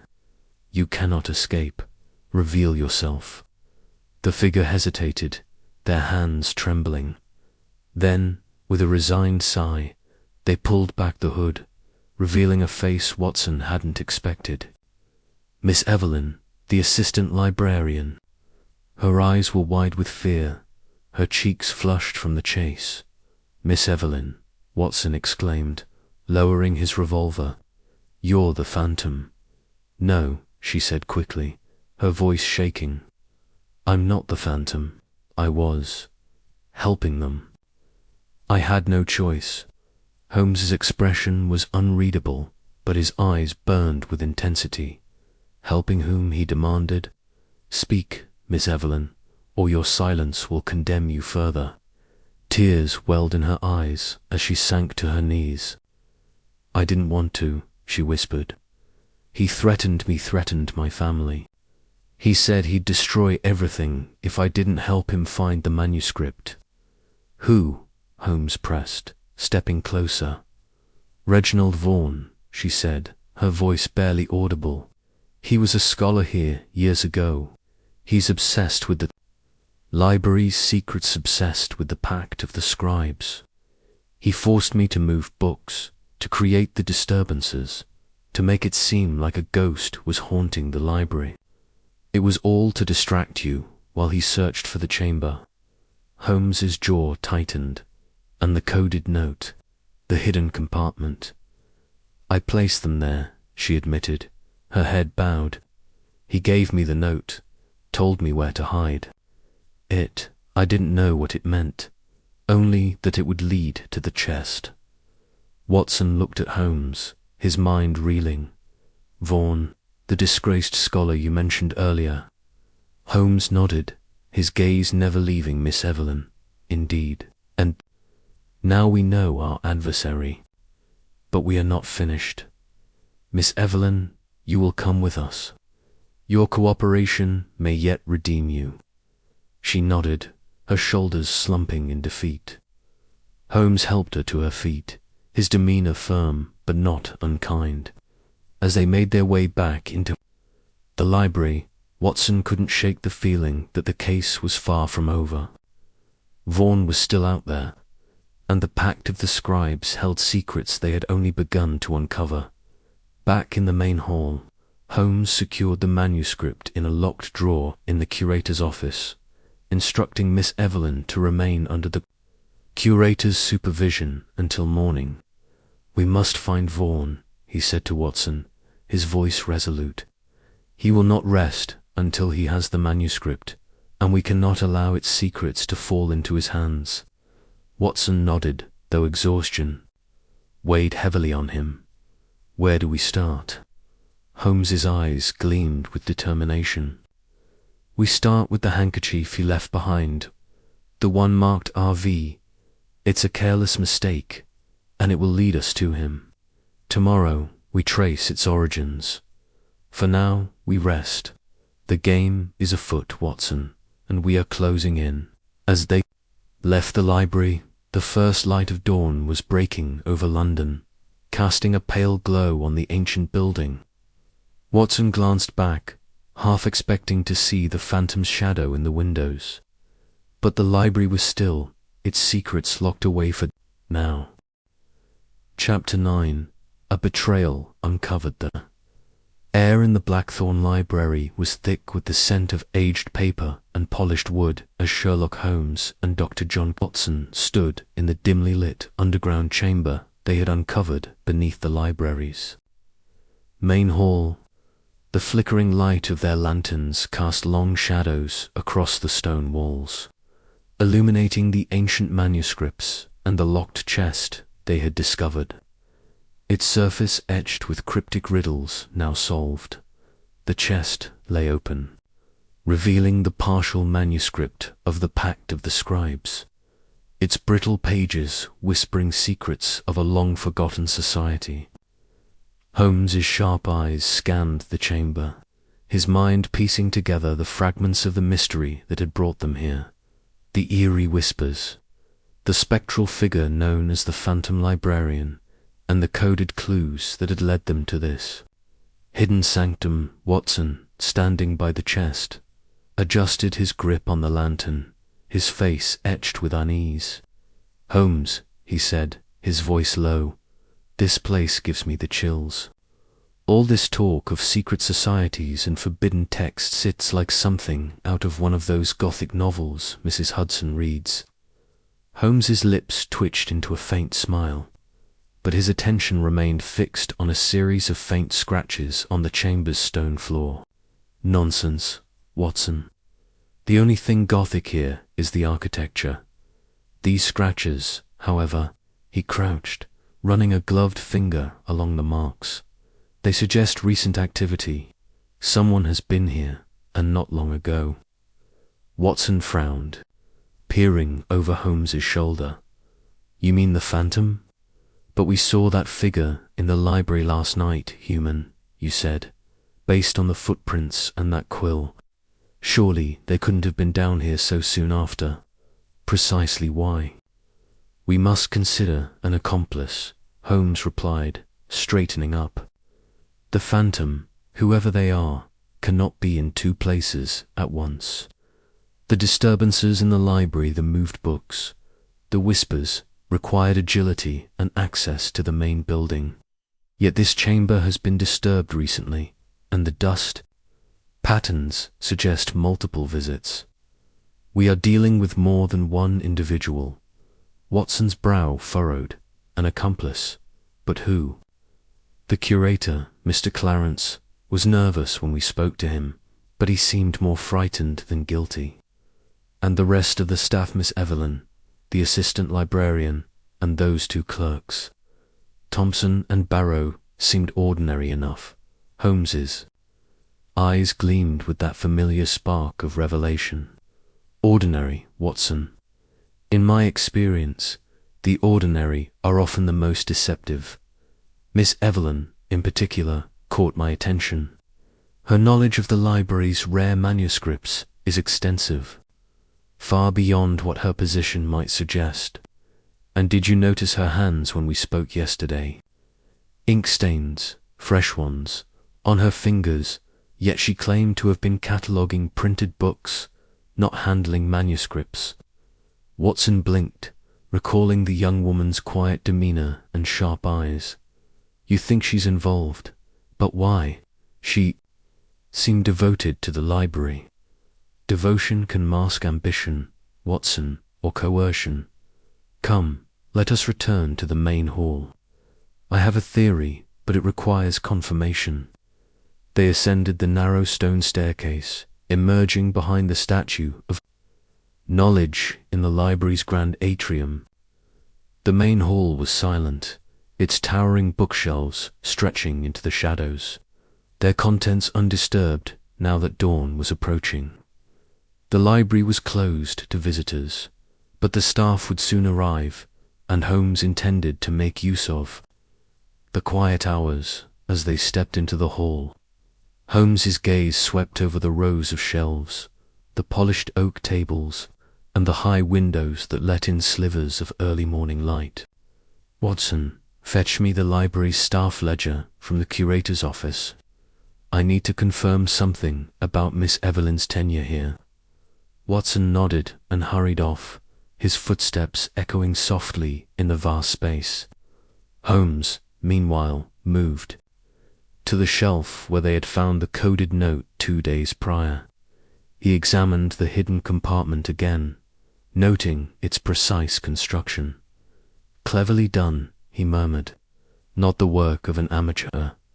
This was crafted by someone with intimate knowledge of the library's design. When Watson returned with the ledger, Holmes flipped through its pages with practiced speed, his finger pausing on Miss Evelyn's entry. Hired 3 years ago, he read aloud. Recommended by a board member. A Mr. Reginald Vaughan.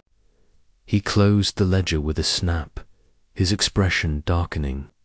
Vaughan, the name is familiar. Watson.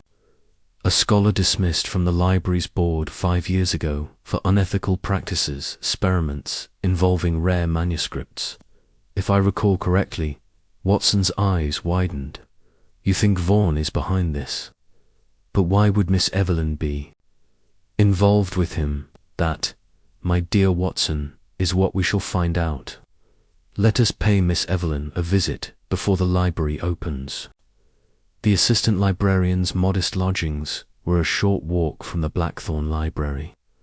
In a quiet Bisa system, quiet street lined with narrow red brick buildings, Miss Evelyn's rooms were on the second floor of a boarding house, its exterior faded but tidy. Holmes knocked sharply on the door, and after a moment it opened to reveal Miss Evelyn, her dark hair neatly pinned, but her expression wary as she recognized her visitors. Mr. Holmes, Dr. Watson, she said, stepping back, to let them in. To what do I owe this visit? Holmes wasted no time. Miss Evelyn, we have reason to believe you are involved in the disturbances at the Blackthorn Library. A coded note, a hidden chamber, and evidence of recent activity, they're all point to an accomplice within the staff. Your knowledge of rare manuscripts and your connection to Reginald Vaughan make you a likely candidate. Her face paled, and her hands trembled slightly as she clasped them together. I don't know what. You mean, she stammered, but her eyes darted to the side. Betraying her nervousness, Holmes stepped closer, his voice calm but unyielding. Miss Evelyn, I have observed your hands' fresh ink stains, inconsistent with your stated duties. The hidden compartment in the library was accessed recently, and the scratches in the underground chamber suggest multiple visits. You have access, opportunity, and a connection to a disgraced scholar. Denying it will not serve you. Tell us the truth, and we may yet help you. Watson, standing by the door, watched her closely, his hand resting near the revolver in his coat pocket, though he hoped it wouldn't come to that. Miss Evelyn's shoulders slumped, and she sank into a chair, her face crumpling. I didn't want to, she said, her voice barely above a whisper. He forced me, said he'd ruin me, expose my family's debts. I had no choice. Who? Holmes pressed, though his tone suggested he already knew the answer. Reginald Vaughan, she admitted, tears welling in her eyes. He came to me months ago, said he needed access to the library after hours. He knew about the hidden chamber. Don't ask me how, he never told me. He wanted me to help him find the pact of the scribes. Said it was worth a fortune, that he'd clear my debts if I helped. Holmes exchanged a glance with Watson, who raised an eyebrow. And the disturbances? Holmes asked. The moved books, the whispers. That was him, she said. He'd come at night, using my keys. I showed him the compartment where the note was hidden. He'd given me the code to look for. The whispers, I don't know.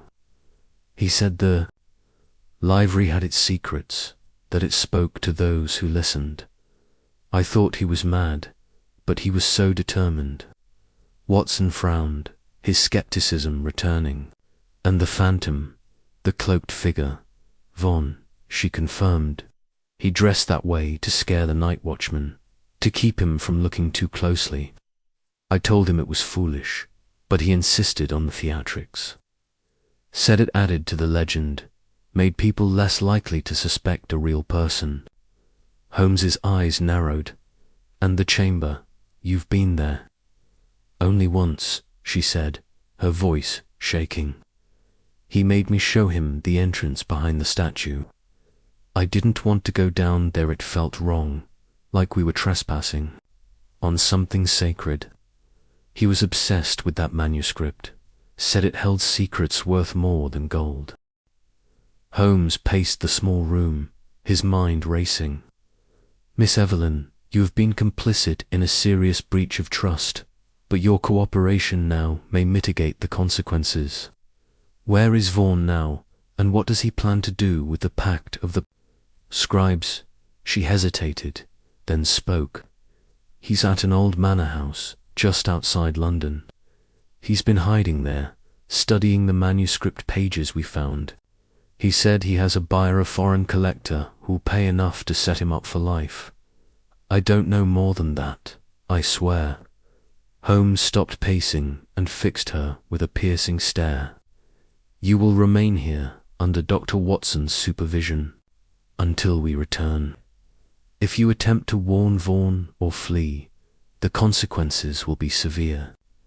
Do I make myself clear? She nodded, her face ashen. I understand. I am sorry, Mr. Holmes. I never meant for it to go this far. Watson stepped forward, his expression softening slightly. We'll see this through, Miss Evelyn. Stay here, and we'll do what we can to help you. Holmes was already moving toward the door. Come, Watson. We have a scholar to catch. The journey to the abandoned manor house was a tense one. Holmes and Watson took a hansom cab to the edge of London, where the city gave way to rolling fields and scattered estates. The manor, as described by Miss Evelyn, was a crumbling relic of Georgian architecture, its windows boarded and its gardens overgrown. Holmes's sharp eyes scanned the property as they approached on foot, noting signs of recent activity, fresh footprints in the mud, a faint glow of candlelight through a crack in one of the boards. He's here, Holmes murmured, gesturing for Watson to stay close. They crept toward the manor, moving silently through the underbrush. Holmes's mind was a whirlwind of deductions, piecing together Vaughan's motives. The pact of the scribes, with its alchemical secrets, was no mere historical curiosity. Was a prize that could command a fortune on the black market, especially to a collector with an interest in the occult. Vaughan's desperation suggested he was running out of time. Perhaps pressured by his buyer or by debts of his own, they reached a side entrance, its lock rusted but recently forced open. Holmes slipped inside, Watson close behind, his revolver. Now in hand, the manor's interior was a maze of dusty corridors and faded grandeur, the air heavy with the scent of mildew. A faint scratching sound quill on paper led them to a small study on the second floor.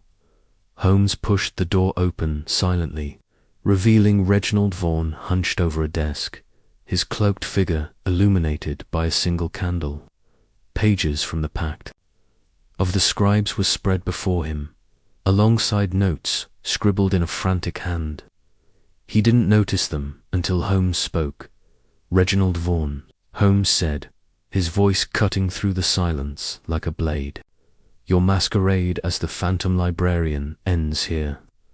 Vaughan spun around, his gaunt face pale with shock. "Holmes," he spat, scrambling to gather the manuscript pages. "You have no idea what you're interfering with." "I know, precisely what I'm interfering with," Holmes replied, stepping into the room. "A scheme to sell a priceless manuscript to a foreign collector, using Miss Evelyn as your pawn."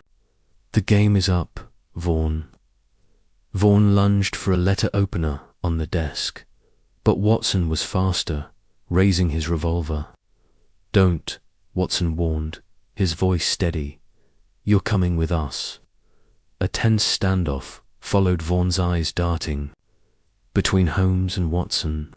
For a moment, it seemed he might resist, but Holmes's unyielding gaze and Watson's steady aim convinced him otherwise. He dropped the letter opener, his shoulders sagging in defeat. "You don't understand," Vaughan muttered as Watson bound his hands. "The ink, the formula in the manuscript, it's real. It preserves knowledge, makes it indestructible. I could have changed the world." "You sought to profit from it," Holmes said coldly. "Knowledge is not a commodity to be hoarded or sold. It belongs to those who would use it wisely." With Vaughan in custody, Holmes and Watson returned to the Blackthorn Library, the manuscript pages carefully secured. The curator, Mr. Clarence, was visibly relieved to see the precious document returned, though his face fell when informed of Miss Evelyn's involvement. Holmes advised leniency, noting her coercion and cooperation, and Clarence agreed to consider her circumstances. The whispers in the library, Holmes explained, were likely an acoustic quirk of the building's design, amplified by Vaughan's nocturnal movements. The spectral figure was no ghost, merely a man driven by greed and obsession. The library's secrets were safe once more, locked away in the underground chamber, its riddles and guardians undisturbed. As they left the library, Watson glanced at Holmes, who was lost in thought. Another case solved, a Holmes. Though I must say, this one felt stranger than most. Holmes nodded, his eyes distant. "Knowledge is a powerful thing, Watson. In the right hands, it illuminates. In the wrong hands, it consumes. Let us hope the Blackthorn Library remains a place of light." Watson smiled, pulling out his notebook to begin chronicling the adventure. The library stood silent behind them, its secrets preserved, its whispers stilled for now. Chapter 10. The Phantom's Motiver. Rain had begun to fall in earnest as Sherlock Holmes and Dr. Watson sat in the dimly lit study of their Baker Street lodgings. The fire crackled in the hearth, casting flickering shadows across the room, where papers and books lay scattered across Holmes's desk. The coded map from the Blackthorn Library lay before them, its cryptic symbols now decipherable thanks to Holmes's relentless work through the night. The air was thick with the scent of tobacco and the faint tank of ink as Holmes leaned back in his chair, his piercing grey eyes fixed on the map's intricate lines. "It is clear, Watson," Holmes began, his voice low and measured, "that the phantom librarian's actions are not the work of a mere prankster or a restless spirit. The movements, the clues, the coded note all point to a singular purpose. The pact of the scribes is the key, and our elusive quarry seeks it with a determination that borders on obsession." Watson, seated across from him, adjusted his spectacles and frowned. But what could this manuscript possibly contain that drives a man or woman to such lengths? moving books in the dead of night, skulking about in a cloak, leaving cryptic messages. It seems more like madness than motive. Holmes's lips curled into a faint smile. Madness, my dear Watson, is often the mask worn by ambition. The pact of the scribes, according to the fragments we've uncovered, is no ordinary text. The references to immense knowledge and a terrible cost suggest a document tied to something extraordinary, perhaps a ritual, a formula, or a secret, guarded for centuries. The phantom's persistence implies they believe it to be within their grasp. Watson rubbed his chin, his brow furrowed. You mentioned a ritual tied to the library's founding. Do you truly believe such a thing could exist? It sounds like something out of a Gothic novel, not a case for a consulting detective. Holmes steepled his fingers, his gaze drifting to the fire. The history of the Blackthorn Library is steeped in mystery. Built on the ruins of a medieval scriptorium, it was a place where monks and scholars toiled over manuscripts, some of which were deemed heretical. The Codex of Eldritch Law, mentioned in the coded note, is rumored to be a catalogue of such forbidden texts. If the pact of the scribes is among them, it may hold knowledge that certain individuals would risk everything to possess. Watson shifted uncomfortably in his seat. And this ritual, what could it be? Surely not some supernatural nonsense. Holmes's eyes glinted with amusement. Supernatural, no, Watson. I suspect something far more tangibly a processed or secret that promises power, perhaps intellectual, perhaps material. The phantom's methodical approach, moving books to specific locations, leaving clues, avoiding detections, suggests a mind trained in logic, not superstition. We are dealing with a scholar, a researcher, or perhaps someone who believes they can unlock the library's deepest secrets. The rain pattered against the windows, a steady rhythm that seemed to underscore the gravity of their discussion. Holmes rose abruptly, crossing to the mantelpiece to retrieve his pipe. He lit it with a practiced hand, the glow of the match illuminating his sharp features. Our next step, he continued, is to understand the nature of this ritual. The coded map points to the underground chamber we discovered, and the chest. Within it, the riddles on the chest, knowledge, wisdom, truth, suggest a sequence, a test of sorts. The pact of the scribes likely contains instructions for this ritual, and the phantom's actions indicate they are close to deciphering it. Watson leaned forward, his curiosity piqued despite his skepticism. So, you believe the phantom is searching for this manuscript to perform the ritual themselves? Precisely, Holmes replied, exhaling a plume of smoke. The disturbances in the library, the books rearranged, the whispers, the sightings are all part of a pattern. The phantom is systematically searching for the manuscript, perhaps testing the library's defenses or seeking clues to its location. The dropped quill, the footprints, the scent of old ink, these are not the hallmarks of a ghost, but of a living person with a purpose. Watson nodded slowly, piecing together the clues in his mind. But who could it be? Mr. Clarence, the head librarian, seemed nervous when we questioned him, but he didn't strike me as capable of such subterfuge. Miss Evelyn, the assistant librarian, knows the library's collection better than anyone, but she claims she was coerced. Could there be someone else, someone we haven't yet considered? Holmes's eyes narrowed.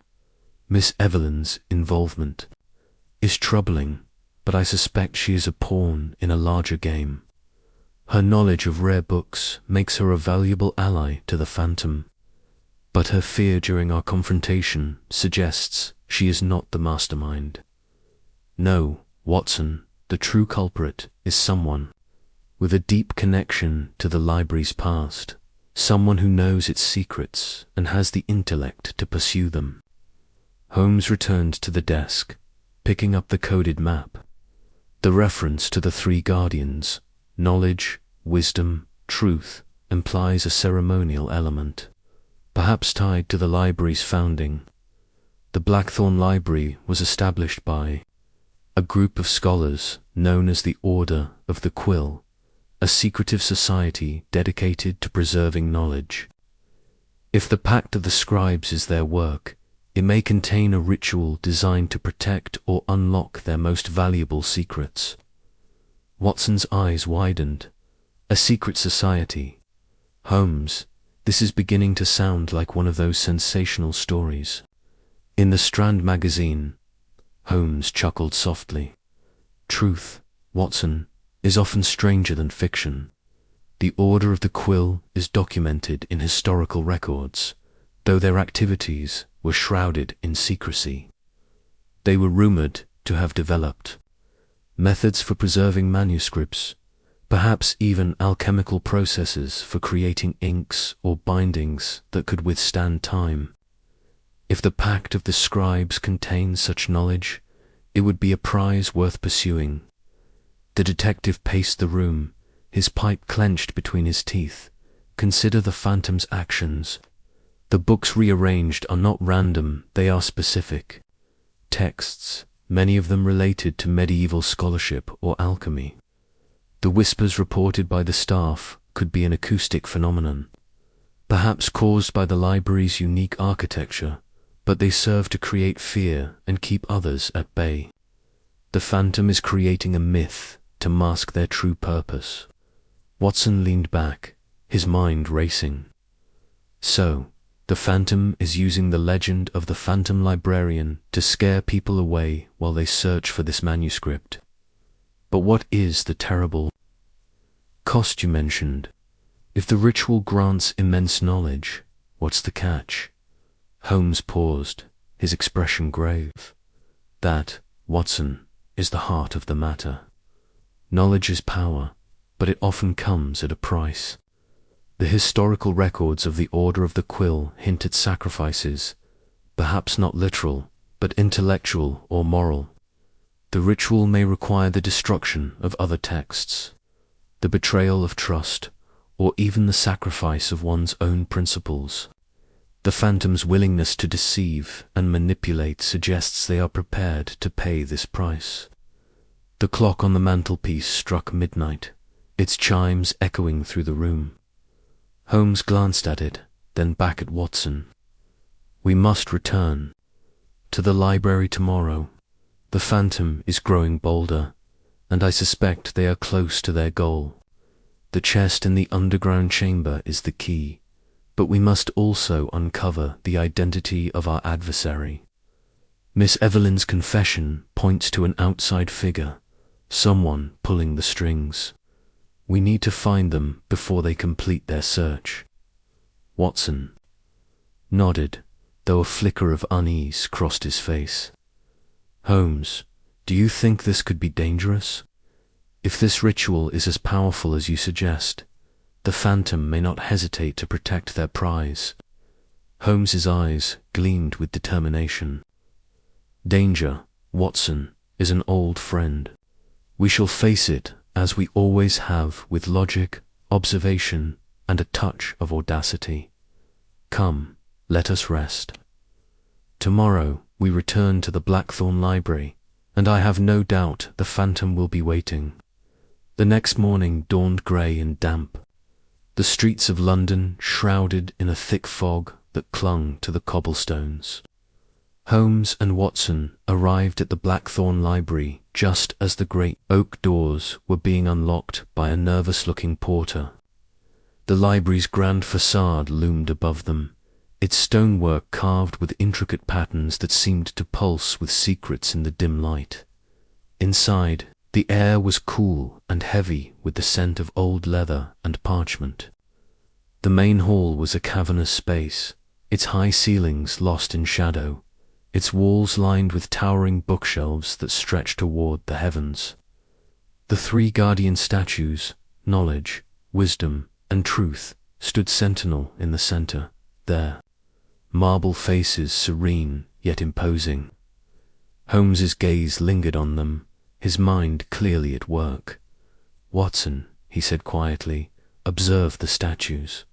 Notice the positioning of their hands. Knowledge holds a book, wisdom a scroll, and truth a quill. These are not mere decorations, they are clues, markers for the ritual described in the Pact of the Scribes." Watson squinted at the statues, trying to see what Holmes saw. "You think they're part of the ritual itself?" "I am certain of it," Holmes replied. "The riddles on the chest correspond to these figures. Each statue represents a virtue, a step in the sequence to unlock the manuscript's secrets. The Phantom has been rearranging books to align with these virtues, perhaps as a rehearsal for the ritual." They moved deeper into the library, their footsteps echoing on the polished floor. The staff bustled about, their faces pale and drawn, no doubt unnerved by the recent disturbances. Holmes's sharp eyes scanned the shelves, noting the precise arrangement of books, the subtle signs of disturbancer, volumes slightly askew, a faint smudge of ink on a shelf. "Holmes," Watson whispered, "do you think the Phantom is here now, watching us?" Holmes's lips twitched. "It is possible. They have shown a knack for evasion, but they cannot resist the lure of the manuscript. We must proceed carefully. Our presence may force their hand." They descended to the underground chamber, using the secret passage behind the Statue of Knowledge. The air grew colder as they navigated the narrow stone steps, their lantern casting long shadows on the damp walls. The chamber was as they had left it, dusty, cluttered with ancient manuscripts, and dominated by the locked chest inscribed with riddles. Holmes knelt beside the chest, his fingers tracing the carved words. "Knowledge seeks the light of reason," he murmured. "Wisdom guards the path of time. Truth reveals the hidden hand. The sequence is clear, but the mechanism is delicate. One wrong move, and the contents could be destroyed." Watson watched, his heart pounding. "Can you open it, Holmes?" "I believe so," Holmes replied, his voice steady. "But we must be cautious. The Phantom may have set additional safeguards." He worked methodically, pressing the symbols. In the correct order: knowledge, wisdom, truth. A soft click echoed in the chamber, and the chest's lid sprang open, revealing a bundle of parchment wrapped in faded silk. Holmes carefully lifted it, his eyes scanning the ancient text. "The Pact of the Scribes," he said softly. "This is it, Watson. The instructions for the ritual." Watson peered over his shoulder, his eyes straining to read the faded script. "What does it say?" Holmes's brow furrowed as he deciphered the Latin text. "It describes a processor ritual involving the creation of an ink, a substance said to preserve knowledge indefinitely. The ink requires rare ingredients, some of which are no longer found in the modern world. But more troubling is the cost it mentions: sacrifice of truth, a betrayal of trust. The ritual demands that the user destroy a piece of knowledge to gain another." Watson's face paled. "Destroy knowledge? That's monstrous. Why would anyone do such a thing?" Holmes's expression was grim. "For some, the promise of ultimate knowledge is worth any price. The Phantom seeks this ink, perhaps to create a manuscript that will endure forever, or to sell the secret to the highest bidder. But there is more here, Watson. The text mentions a guardian, a protector of the ritual who must be overcome." Before Watson could respond, a soft sound echoed from the passage, above a faint scuff of boots on stone. Holmes's hand shot up, signaling silence. He set the manuscript back in the chest and closed the lid, his movements swift and silent. "The phantom," he whispered. "They are here." They extinguished the lantern and pressed themselves against the wall, their eyes fixed on the entrance. The sound grew louder, deliberate, as though the intruder knew exactly where to go. A figure emerged from the shadows, cloaked and hooded, moving with a grace that belied their urgency. In the dim light, Holmes caught a glimpse of a pale hand, clutching a small leather-bound book. The figure approached the chest, their movements cautious but determined. Holmes waited, his body tense, until the figure knelt beside the chest. Then, with a sudden movement, he sprang forward, seizing the intruder's arm. "Enough games," Holmes said sharply. "Show yourself." The figure struggled, but Holmes's grip was iron. The hood fell back, revealing a face Watson recognized with a start: Miss Evelyn, the assistant librarian. Her eyes were wide with fear, her breath coming in short gasps. "Miss Evelyn," Holmes said, his voice cold, "I suspected you were more than a reluctant accomplice. Where is your master? Who is pulling your strings?" I told you," she stammered. "I was coerced. He threatened me, said he'd ruin my career if I didn't help him. I didn't want to do it, Mr. Holmes, I swear." "Who?" Holmes demanded, his eyes boring into hers. "Give me a name." "Vaughan," she whispered. "Reginald Vaughan. He was a scholar here years ago, before he was expelled. He's obsessed with the library, with its secrets. He forced me to help him, to move the books, to leave the clues. He said he'd find the manuscript with or without me." Holmes released her, his expression unreadable. Reginald Vaughan, a disgraced scholar with a vendetta. It fits. "Where is he now?"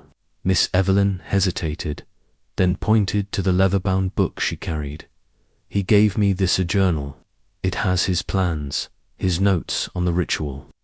He's been watching the library, waiting for the right moment. He's close, Mr. Holmes. He knows you're here." Holmes took the journal, flipping through its pages. "This is valuable, Watson. It confirms our suspicions.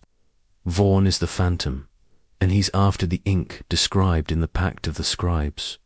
But he's made a mistake, he's underestimated us." Watson glanced at Miss Evelyn, who was trembling. "What do we do with her, Holmes? She's admitted to helping him." Holmes considered for a moment. "She will come with us. Her knowledge of the library may yet be useful, and I believe her fear is genuine. But we must move quickly. Vaughan will not wait long to make his next move." They ascended from the chamber, Miss Evelyn trailing behind, her face pale but resolute. The library was quiet, the staff unaware of the drama unfolding below. Holmes led them to the main hall, where he paused to examine the guardian statues once more.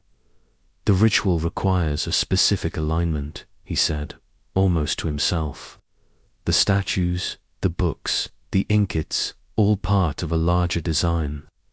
Vaughan believes he can complete it, but he's missing one crucial piece, the manuscript itself." Watson frowned. "But we have the manuscript now. He can't perform the ritual without it." Holmes's eyes gleamed. "Exactly, Watson. And that is our advantage. We will use the manuscript to draw him out. I have a planner trap to catch our phantom once and for all." As they left the library, the fog had thickened, cloaking London in an eerie veil. Holmes's mind was already racing ahead, plotting the next move in this intricate game of cat and mouse. The phantom's motive was clear, but their identity was now within reach. The final confrontation loomed, and Holmes was ready. The following day, Holmes set his plan in motion. He instructed the curator to spread a rumor among the library staff. The Pact of the Scribes was to be transferred to the British Museum for safekeeping. The news would surely reach Vaughan, wherever he was hiding, and Holmes was counting on his obsession to draw him out. That night, the library was dark and silent, save for the soft creak of floorboards and the distant drip of water from a leaking pipe. Holmes and Watson positioned themselves in the shadows of the main hall, their eyes fixed on the entrance to the underground chamber. Miss Evelyn had been sent home under strict instructions to remain silent, though Holmes had little doubt she would comply. The hours ticked by, the tension mounting with each passing minute. Watson's hand rested on his revolver, his nerves taut. "Do you think he'll come, Holmes?" he whispered. "He will," Holmes replied, his voice barely audible. "He cannot resist. The manuscript is his obsession, his life's work. He will come." At last, a faint sound broke the silence, a soft scrape, followed by the creak of a door. A figure slipped into the hall, cloaked and silent, moving with the precision of a predator. Holmes waited, his eyes tracking every movement. The figure approached the statue of knowledge, their hand reaching for the hidden panel.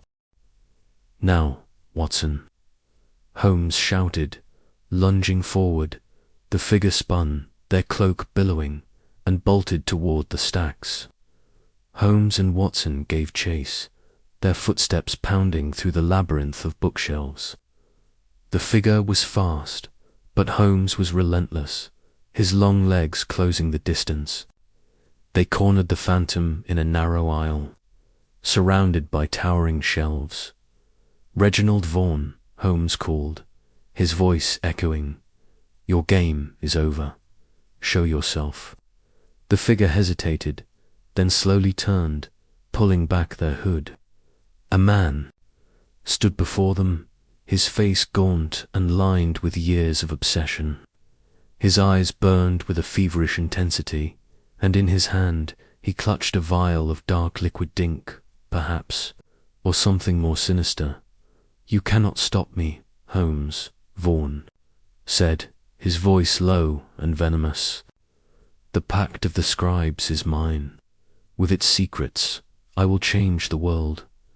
Holmes stepped closer, his gaze unwavering.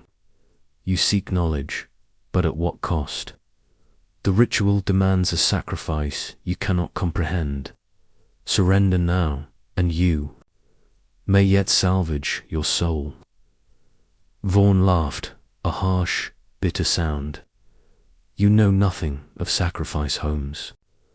I have given everything for this, my career, my reputation, my life.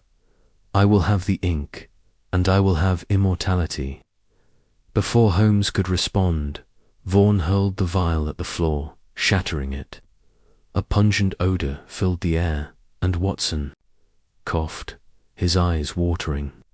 Vaughan seized the moment, darting past them toward the chamber. Holmes cursed under his breath and gave chase, Watson close behind. They reached the chamber just as Vaughan knelt beside the chest, his hands fumbling with the riddles. Holmes tackled him, pinning him to the ground. Vaughan struggled, but Holmes's strength was unyielding. "It's over, Vaughan," Holmes said, his voice cold. "The manuscript stays here, and you will answer for your crimes." Watson secured. Vaughan's hands were the length of cord, his face grim. "What was in that vial, Holmes?" "Poison." Holmes shook his head. "Not poison, a decoy, likely meant to distract us. The true ink is described in the manuscript, and Vaughan has not yet created it. He needed the text to complete the ritual." They dragged Vaughan to his feet, his defiance crumbling into despair. The library staff, alerted by the commotion, arrived with lanterns, their faces pale with shock. The curator took charge, ensuring Vaughan was secured until the police could arrive as dawn broke over London. Holmes and Watson stood outside the Blackthorn Library, the manuscript safely locked away in the curator's office. The fog had lifted, and the city was coming to life, its streets bustling with the energy of a new day. A strange case, Holmes, Watson said, his voice tinged with exhaustion. All that effort, all that obsession, for a manuscript that might not even work. Holmes's eyes gleamed with a quiet intensity. The pursuit of knowledge is a noble endeavor, Watson, but it can lead to dark places. Vaughan sought power, not truth, and that was his undoing. The Blackthorn Library will keep its secrets, and we have ensured they remain safe. Watson nodded, a faint smile on his lips. Another tale for my chronicles, then. Holmes clapped him on the shoulder. Indeed, Watson, and a fine one it will be. Come, let us return to Baker Street. I believe Mrs. Hudson has a pot of tea, waiting. As they walked away, the Blackthorn Library stood silent behind them. Its secrets preserved, its whispers stilled at least, for now.